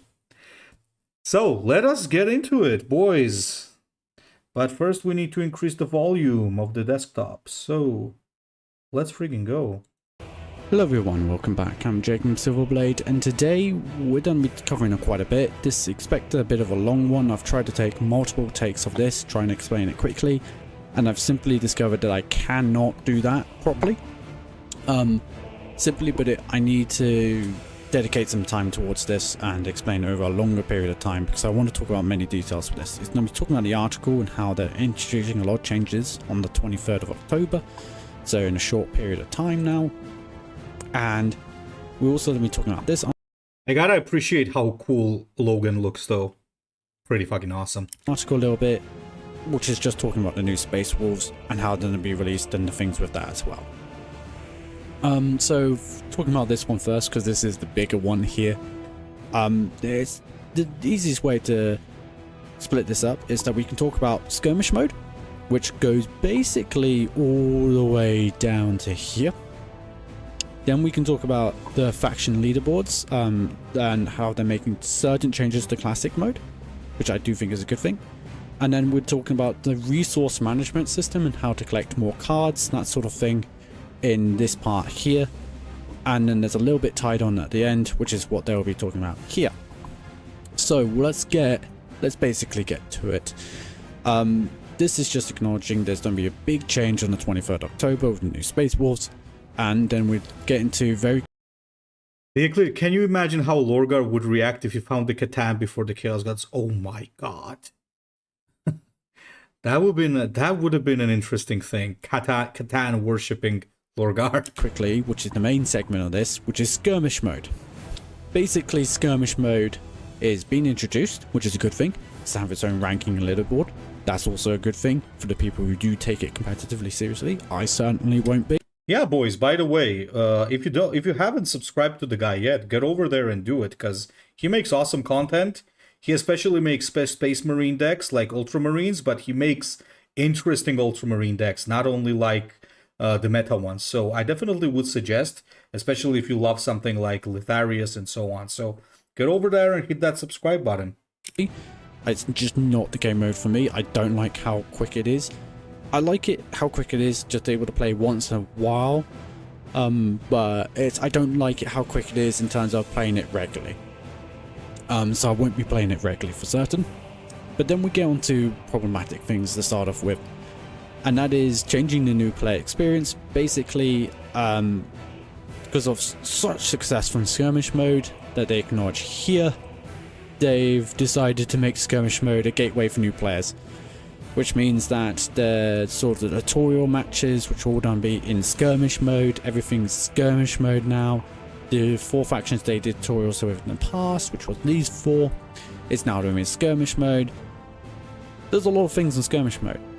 The only thing I would say very quickly... Yeah, by the way, again, Sotek Dynasty and Black Legion as beginner factions, and no Imperial Guard, really? Quickly on this is that you got the Ultramarines, the Orcs, the Black Legion, and Cynac Dynasty, the Necrons, all for the tutorial matches for this. I understand back in the day that these original 4 factions, I believe, were, but it would have been quite good to add the Imperial Guard into this, just because they're very easy pick up to play sort of faction, and not difficult or complicated even to play, and you don't need the biggest collection in the world to do well with them. Absolutely.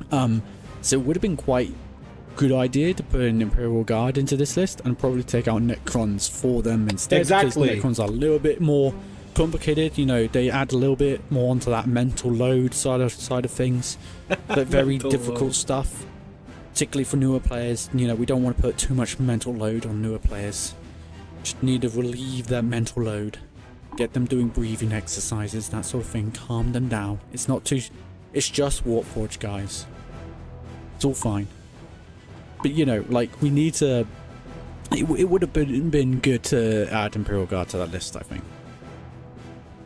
Here we're talking about starter decks and how starter decks are back, and how it was a terrible decision to remove them in the first place, but we're not going to bring it all the way back to how it was in the first place. We're just going to put it for skirmish mode, because it's all about skirmish mode now. Basically, they did have starter decks back in the past, which was a really good thing, because it was a good thing that for new players to just get on with playing the game, because you can't play the game until you get 30 cards. So new players now actually have to wait until they get to 30 cards, and then they can start playing the game, which was never a good thing. Or they played draft, which always sucked for new players. Otherwise, you know, either they had to buy a premium campaign, or they just couldn't start playing the game straight away, which was so stupid and dumb.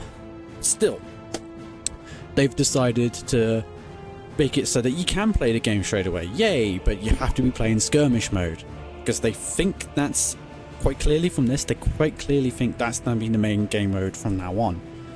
And I think this is going to be pushed even more so in the next segment as well, but they're doing this now for this game mode. They're doing it here. They're adding skirmish mode here. It's like, here's skirmish mode, play it. And that's going to be put on to newer players.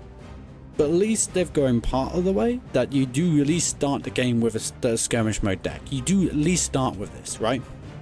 This is a good thing. At least you do start with that. So even though from when it has in the past, it's 2 steps back and 1 step forward for newer players, at least now they've taken the 1 step forward. So hopefully they don't take 2 steps back again. We'll see. But you know, I do think a starter deck is a good thing. It's just a shame they don't have a starter deck for skirmish mode. Exactly. It's a shame there's only going to be locked to skirmish mode. Sorry, and it's not done with classic mode either. But now we move on to the next segment, which is new players will not be able to see classic mode from the start. This is a very bad thing. Why don't you give the player the option to be able to play skirmish or classic mode from the start? It doesn't make sense. Basically how they're going to do this is with all players will be getting a matchmaking collector level. Sorry, not matchmaking collector level, but increase the collecting level with upgrading cards once players reach a certain collector milestone. You can only start playing classic mode as soon as you reach collector milestone. Now hopefully this collector milestone is just simply having 30 cards of one faction, then they can start playing classic mode. That would be nice. It wouldn't make sense to me that you would have, like, they wouldn't be able to see classic mode at that point, because you need 30 cards anyway to be able to play classic mode anyway in the first place. But hey ho, collector milestone, right? It wouldn't make sense to me to like do it like that anyway, so I'd imagine you would actually have to get more than 30 cards in one faction. They able to start playing classic mode. They're able to start playing that properly, which should be, certainly in my opinion, should just be the better game mode. The game is designed. That's the funny thing, my brother. They are adding the ranked mode, Ilham. They are adding ranked mode for skirmish. For it, it's not designed for skirmish mode. It doesn't make sense to do this. They should really just have it on that. But whatever. This is where we are now. So do that for newer players. When the update goes live, all players will get a matchmaking collector level according to their current collection.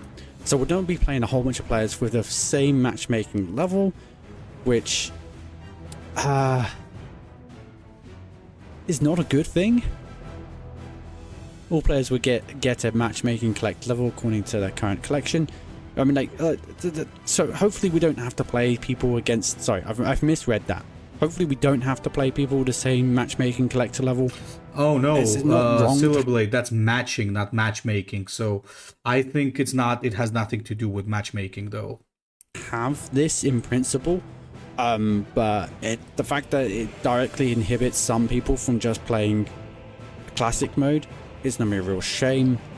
What I will say is that hopefully the restriction is that you need able to have a good collection of every single faction before you're able to play classic mode. Because guess what? I don't even have a good GSC collection because I hate the GSC. So it would be a real shame if honestly speaking, GSC is the only faction that maybe I would not bother to collect too much because I don't like them either. But I was one of the lucky bastards who got the bug when it was released. Just now, straight up. When you got 30 legendaries. Inhibited from being able to play Genes the Occults because of this. Sorry, not in Genes the Occults, but classic mode because of this. We'll find out. I imagine that I wouldn't be put into that category because pretty much all my other factions are fully collected at this point. Of every single other faction apart from GSC. I have a decent collection of each one. I've got many legendaries of each one, to be frankly honest. I'm not missing that many cards at all, really. Maybe some forge level points, because I haven't got that high in each forge level. But really, I'm not that far behind, to be frankly honest. So I would say, let's wait and see on this, because hopefully they don't give details of what level or milestone there is needed to get to go along and play classic mode, and like how much this is going to affect individual players in the first place. But overall, the fact that you just cannot play classic mode from the very beginning of this game, I think is just not a good thing. I really don't. This is a small part here, basically going along and saying that everything will look like as if it was played in skirmish mode, with your warlords on the screen showing it has 10 less life unless you actually play classic mode, which is just cementing Greetings, more and more Satoshi. so that everything's now skirmish mode. And then we do have finally draft mode. Draft mode now being a form of skirmish mode. This actually has pros and cons. This final point. The pros are that draft modes are quicker, because skirmish mode games are quicker, so able to get 12 wins is going to be quicker. So for the average person playing draft, which is just coming here to play a draft game, 2 are there to able to get it done and then go off and go back to classic mode, just for a bit of a break or whatever, it isn't going to take that long. So I think if I'm going to be playing skirmish mode from now on, I'm going to be playing it in draft, to be frankly honest. I don't think I'm ever going to touch the actual skirmish mode. I think I'm just going to be playing skirmish mode in draft now the entirety of the time. I think overall, I think this is going to be a good thing. But I do completely recognize that there's also a big downside, and the big downside is for people who play draft mode regularly on a day-to-day basis, already right now as it is. And one thing I'd like to say, Silverblade, on this, I agree with you that it has pros and cons. My main issue, however, is that the pros come from the fact that they were unable to fix the pacing of the game with like still not making fast enough animations and so on. And, that kind of slowed down the draft to like more than a couple of, like maybe 2 hours or so. And so they resorted to replacing it with skirmish. While it's going to fix the issue of the time, it still seems to me like a lazy way out. And by the way, the animation speed problem still exists in Warpforge. Like, this had been a huge one. People have been talking about that when the game came out. There were a couple of people who were saying, what are you talking about? The animation, no one's going to take that seriously. What? No one's going to take them that seriously? That's been one of the bigger problems in the game compared to HHL, it being super slow.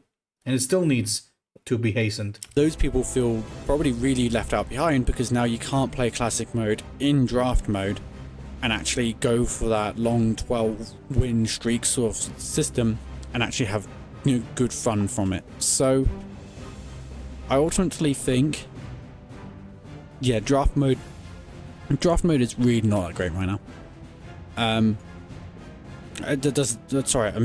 Draft mode isn't that really.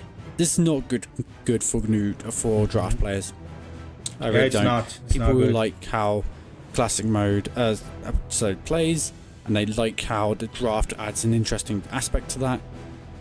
I think it's really messed things up for them, and I do know players in Discord who do play it like that, and I feel sorry for their draft sort of wins, and then them playing the game and how they now feel ultimately behind because of this.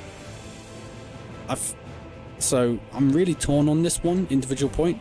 Yes, it's good for the common man, but I feel sorry for the people who are actually dedicated to draft, because there is those players and how they've been just kicked aside and not allowed to do the thing they want to. I think That's actually a very good point that the man is making here, because drafts and events and arena and stuff like that in every card game, these are things that people really always try to get good at. They always request guides for, and it's something that people really try to learn well. And suddenly you're making it so easy that it's just gonna be mindless face bashing. So yeah, that's a good point. I think really, e.g., what they should have done is have skirmish mode for draft, and then draft for, and keep draft as it is. Create an entirely new game mode, which is just skirmish mode, but draft for skirmish mode, if that makes sense. I think that would have been the best thing to do, really, and just kept draft mode as it is. Because as it is, most people aren't even playing draft mode anyway. So I acknowledge this is going to speed up draft games, but I don't think it's going to be. I do certainly feel sorry for those people.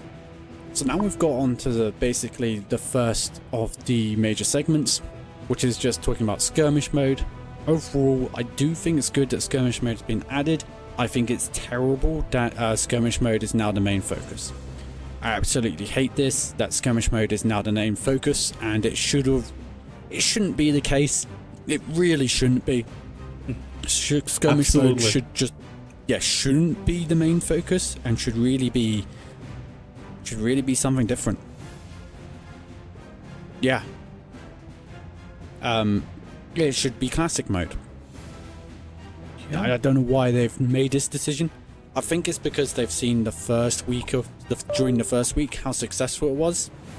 But I can easily explain that. No, it's because it's a of two friggin' reasons. toilet shitter First game. reason, it was brand new.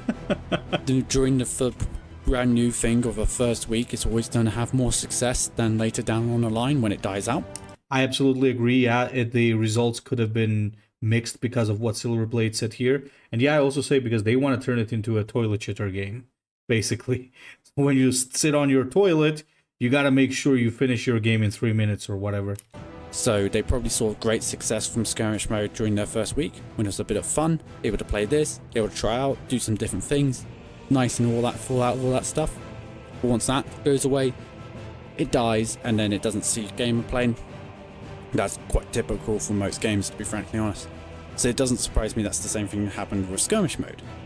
The second thing definitely is classic mode was doing so badly, so when you gave an alternative option for people to then go along which weren't playing the game to go, oh, I can try this game mode out instead of actually playing classic, it makes sense there's a whole bunch of people coming because of that reason as well, just trying out skirmish mode. Overall, I think skirmish mode, I think that's why the skirmish mode did so well in that first week, and I wouldn't be surprised if like 80% of the players left during the second week and would only then get about 10% of the original week during the rest of the course of this year. Because it's all because of the hype of the new game mode, and I think that was just a short-term success sort of thing. You know, new game mode, try it all out and all that stuff. The people really love it and I keep on playing it, but I think majority of the people was like, it was a nice fun thing to do, but it's really not for me now. Yeah, because So you play like 50 games of skirmish and then you don't want to play again. It's a real shame. I would have, yeah. I think they've misread the room here. They haven't read the room here. There we go. And they've not understood why they've actually made success from EG's point of view. This is me talking about EG. I don't think they've really understood why skirmish mode was such a success, and I think they will just massively see less numbers. I think they will only see 10% of they originally saw in the first week at best, and I think, yeah, it's not like it really wasn't worth it making this massive overhaul and change as they have right now. Now we're going to be talking about sort of changes to the faction leaderboards, offense cards and defense cards. We're going to be talking about here. First things first, faction leaderboard, and I just want to read this out. Yes, we have read the threads, Discord messages and social media replies. We are taking a look at ways to improve the new scoring system, but for the time being we are bringing faction leaderboards back. This overall is a good thing, because now they're actually they're acknowledging the problems that they have made by re-changing the ranking system, improving the new scoring system. Yes, they're acknowledging that they've messed up. It is the best way of putting it. They're acknowledging that they messed up without acknowledging that they messed up. And they've read it all, they've gone along and said how they've just made things worse, and how going back to the old times would have just been, like 2 months ago, would just be way better. And it really would be. These changes that they've implemented here has really just not been smart, and they really need to think about how to make things better overall. But I'm glad they at least acknowledge this. Because they are acknowledging this, hopefully we do see improvements in the future. All I'm going to say is that fingers crossed that they do actually make it better, but I right now don't have much faith in EG, if I had to be frankly honest. So I'm not overly confident that they are going to do something, which is actually done me substantial. Hopefully it does come better. Hopefully it does. It'll be nice. Certainly would be nice, but I'm not putting any money on it that they'll make things better. But hopefully at least they recognize that things that there is a problem here, and I'm glad they've acknowledged there is a problem here, and that Yes. things for do need to be changed, and so I'm happy about that. Absolutely. Then they're talking about how, very quickly, how it's gonna be the longest ranking season ever in the next season, with this one season Sure, being the that's not too shortest. bad. It's because the Space Wars have been introduced on the 23rd of October, and then that ranking season will go from the 23rd to the 1st of December. So it's going to be a month and a week or so long of a ranking system. So yeah, it's going to be a pretty long ranking system. And overall, I think this is a good thing, because what they've done basically here is that during this season, they've made it shorter, because the new Space Wars are going to come out towards the end of it, which would ruin how the ranking results happen and all that stuff. And I'm just going to have a ranking system when the Space Wars will be just introduced, so then they're balancing it all then and all that stuff. Overall, I think this is a good thing, and it's good for the game that, Space Wars data isn't going to randomly mess things up right at the end of the season and change things, muddle things all throughout and make things worse or better or whatever, right? It's not going to mess with everything first. We're just gonna see.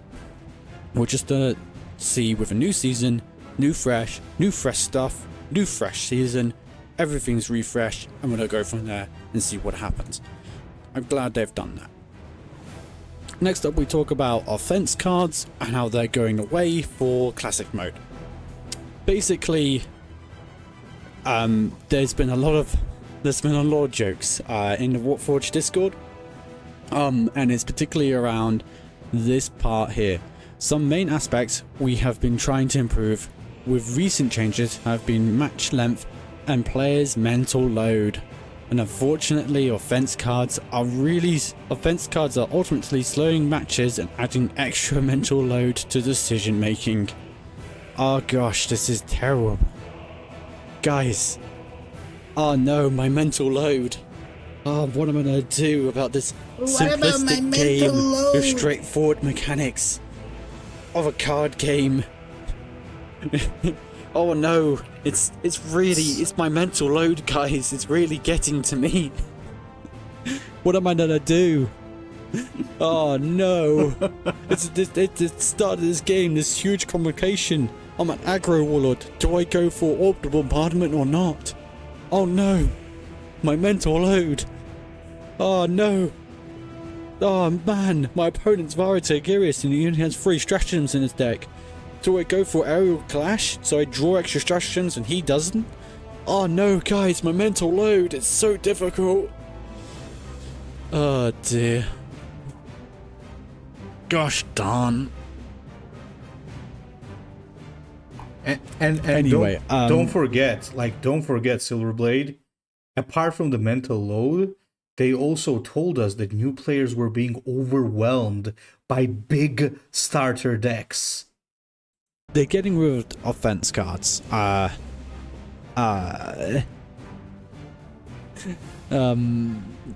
Because apparently it's causing too much of a mental load on particularly new players, and it's slowing the game down, and they don't want that to be the case. Fun fact is, in most cases, offense cards actually speed the game up. Ultimately, I actually agree with this decision, but not for the reasons given. In fact, I think the reasons given are absolutely the worst ones I've ever seen, and it's just not a good thing. It is completely the wrong reasons to actually make this change. There are reasons, and it's actually because it affected some warlords a lot worse than others. Yeah, absolutely. The right reason is that they need to remove it because they will never be able to balance it, which, again, is the right reason, but it doesn't show that they're doing a good job, right? And it really made massive downsides for certain warlords. And unless you make all the defense cards the same, but then at that point, if you make all defense cards the same, offense cards the same, make them all the same, it's like as if you're not making a decision at all, to be frankly honest. So I ultimately do agree with them making this decision, but I'm kind of concerned for why the reasons why they're making the decision in the first place. I'm very concerned about that. I don't think I think their reasoning is terrible. Like, the mental load, this is such a simple game. Like, maybe this is a bit complicated if you've never played, like Magic the Gathering or card games before, basically. If you've never done that before, and this is your first game ever, and you're just getting into this, right? You know, you're just getting into the game and you're deciding, you know what is going on? What is this? You know, what is this basic mechanic? What do you mean I got 2 different attacks? You know, what is this? What is that? From that perspective, fine. But that is what a tutorial is for. Again, like, I absolutely agree. That's what the tutorial is for, and it's not a difficult game. When I started HHL for the first time, my friend just took like an hour to explain stuff to me and what were the main things about the game, like what to look out for, how to win games, like what were the good keywords, what were the not good keywords, and for the reasons. And I just managed to learn it very quickly, and I think anybody can. Like, this is not a complicated card game, right? Okay, so hence you need to make a good tutorial, which I think Warpforge is decent, actually. So I don't think it really is that difficult for a new player to be able to get into this game, to be frankly honest. So overall, I think yeah, it's really not in a,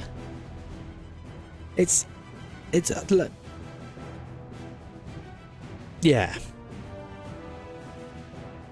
for the reasons they give it, it's a terrible decision. And if they were doing it on just this basis, I would have told them, no, don't do this, because your reasoning is awful. Now, the reasoning that I would give to why this is actually a good thing is that it becomes very difficult to balance, basically, for certain, when factoring in certain warlords, and how it can be really punishing. Certain offense cards can be really punishing to certain warlords in this game, and how it basically prevents them from being able to play the game as they would want to. A really good example for this is Galaron the Pious, and the offense card which does extra damage whenever you get a, what is it called? I'm trying to think. The skull. The defense card which gets extra deals damage to both warlords effectively when you get a skull or whatever. That defense card was absolutely awful for Galaron, because it really punished him a lot. It really put the damage on him. It forced him to put in so many survivability effects just to be able to keep him alive, and even then he was at a massive downside. And you basically always took it against Galaron all the time, unless you're like Galaron himself, I suppose, or something equivalent. Otherwise, I guess maybe you just go for the neutral one. But really, this is awful for him. And should yeah, it's terrible. It's not fun. It's yeah, some offense cards really just made ends up becoming such an impossible. obvious counter, and it's a counter that Galaron can't really avoid outside of just him going first all the time.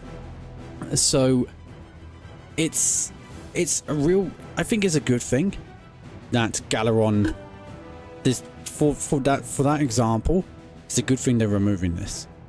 It just stops those situations where I've got this defense card, so now you lose, and it's just always becomes, I'm aggro, okay, I take orbital bombardment. They're going wide, okay, I take orbital bombardment. I'm playing against Tyranids, they're going for big bugs. I go for acid rain because all my guys are gonna die anyway. They're going for I'm trying to think now. I'm playing against Shadow Sun. I'll do the one which costs extra energy to whenever they play a stratagem. Or on VAR, they cost extra energy to play a stratagem.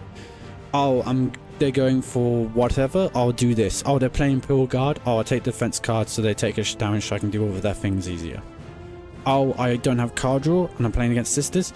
Don't want to get extra cards at the beginning of the game because all that means is an extra option for them. But for me, it means I get to play with more cards. You know, that sort of thing.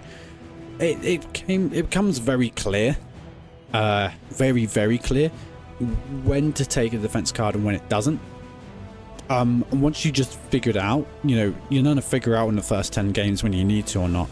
Not that you can get all the defense cards in the first 10 games of playing this game, you certainly can't, but you're then able to figure out which defense cards you need in which matchups in the first 10 games pretty much.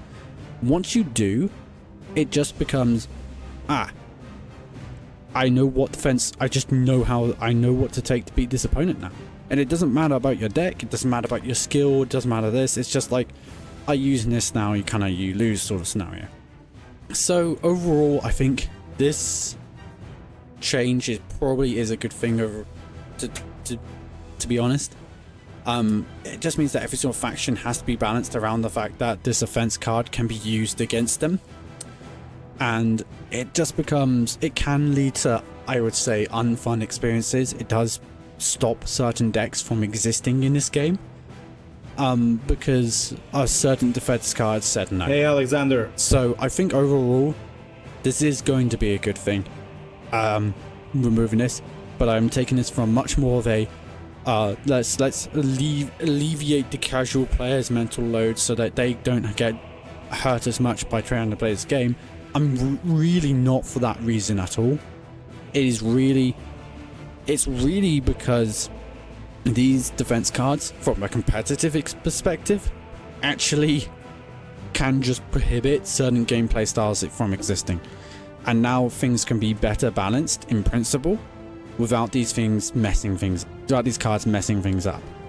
Ultimately though, I don't, was this necessary?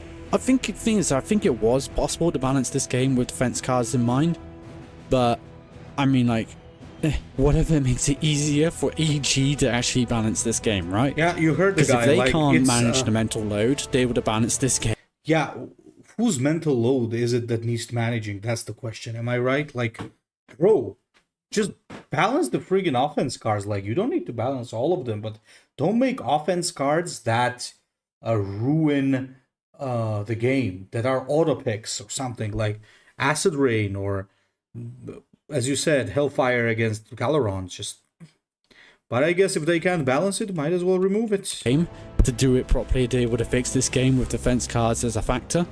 Then fine. If they can't manage it with their mental load, not being able to understand how to balance this game, for their mental load's sake, we will be nice to them and say, fine, you can remove this, you can add it into a fun game mode where you don't have to balance that game mode later on, right? You can have it for that. But for this, what you can do is that you can just alleviate your mental load. We'll make it easier for you guys to be able to understand what's going on. Don't worry, EG. Don't worry, you can have some rest now. That your mental load won't be nearly as affected.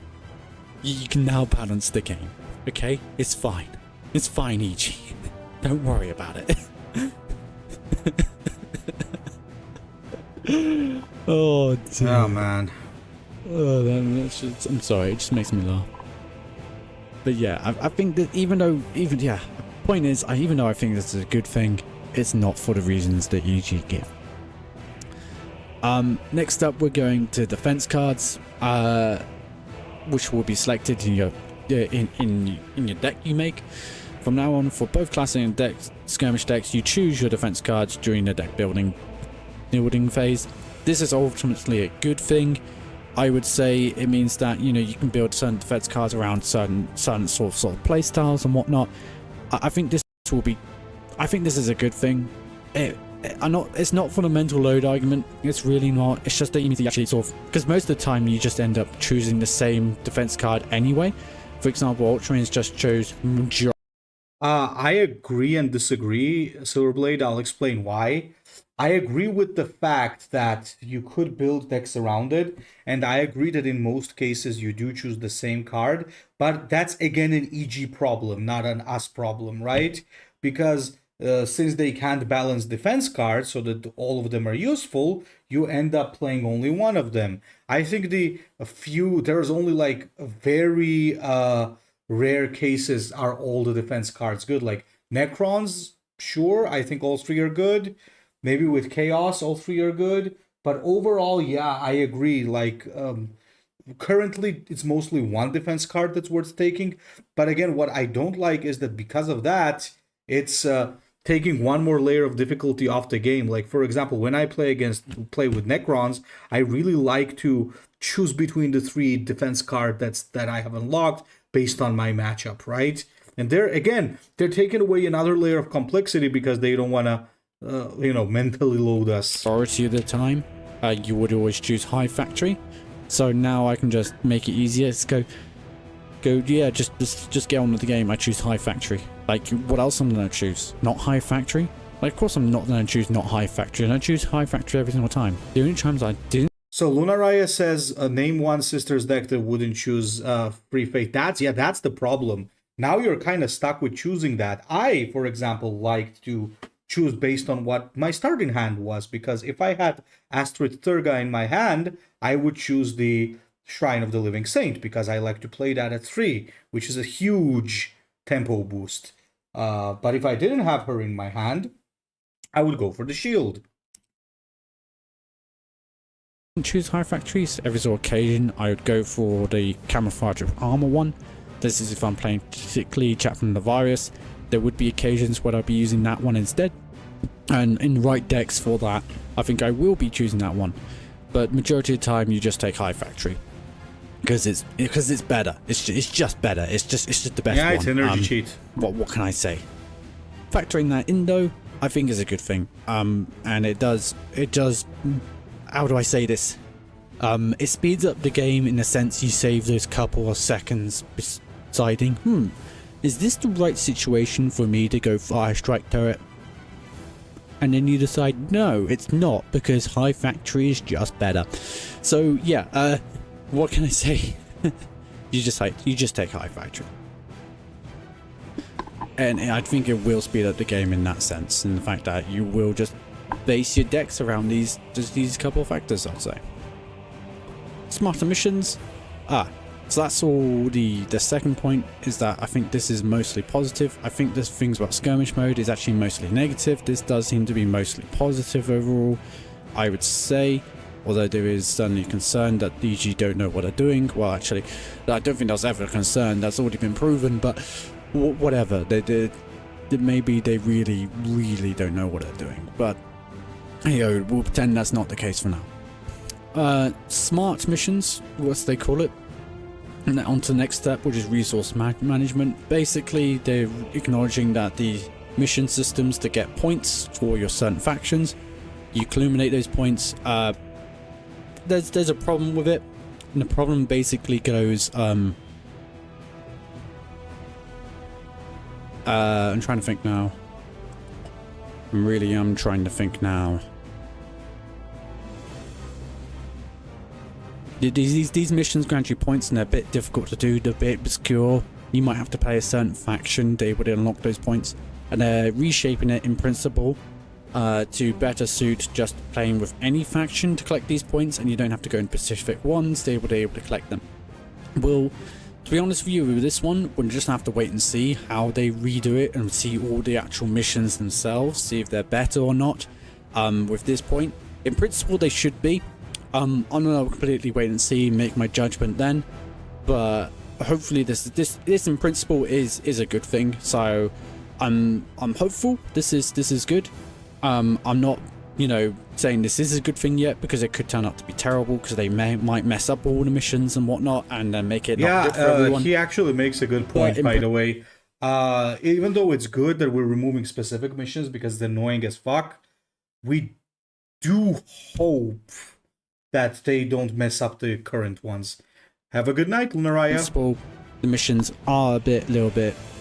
Oh, I have to play this warlord. They would have unlock that mission, and now it's I can just play with any warlord, and then I can unlock that mission, and I can get points for just playing the game, which would be nice. Generic campaign points. This is just acknowledging the points you get from your missions. Basically, go into the generic campaign points pool, and you can pen those points in any campaign that you desire. Meaning that you're not just collecting a whole bunch of points from one campaign, and then you can only use it for that campaign. You don't have to keep on switching between the two. This is just a simplifying system, and it's good overall. Yeah, that's like a quality of life change. So I do appreciate this as well. Finally, there is they acknowledge something which happened. I'm just going to read it out for a bit. Last month, a change that increased crystal costs of visually upgrading cards by approximately 12% and slightly reduced crystals rewards in draft mode sneaked its way into the game. These changes were intended for a later update, but ultimately included ahead of schedule. Because of this, they were not documented in. You know what drives me insane? Like, how does this always happen? Sometimes it's like, you remember when the Leviathan cards were exposed early? Like, In the release notes at the time. Once the issue was identified, we made a decision to communicate the change closer to when it was originally planned to go live with this month's update. In hindsight, this was not the right path to take, and we have already taken steps to improve in-studio communication and how these situations are handled going forward. Basically, what they're acknowledging here is that earlier this month, I think, when there was a change increasing the crystal costs to upgrade cards by approximately 12%, I think it was 12.5%. Making it harder to upgrade all your cards, meaning you need to get more crystals to actually able to grade them, slowing you down further. Now, why they did this? I think it's in principle easier to get crystals, and then the idea is that people building up too many crystals. holy hell, like, they could just then add more ways of spending crystals. I really hate what they're doing, man. Like, sneaking away legendary wildcards from the Forge, turning a legendary wildcard into a random legendary on the campaign, increasing the crystal cost. Are we like dumb and not seeing this in their opinion? They're slowly like making the economy more difficult. I understand they're a company and they need to make money, but I'm not really seeing a system here to gain more crystals more easily. So if you don't increase the crystals requirement, all that's doing is forcing people to either play the game more or buy more crystals, which is... Okay, I gotta say a couple of words, guys, and then I gotta turn in. I'm super sleepy.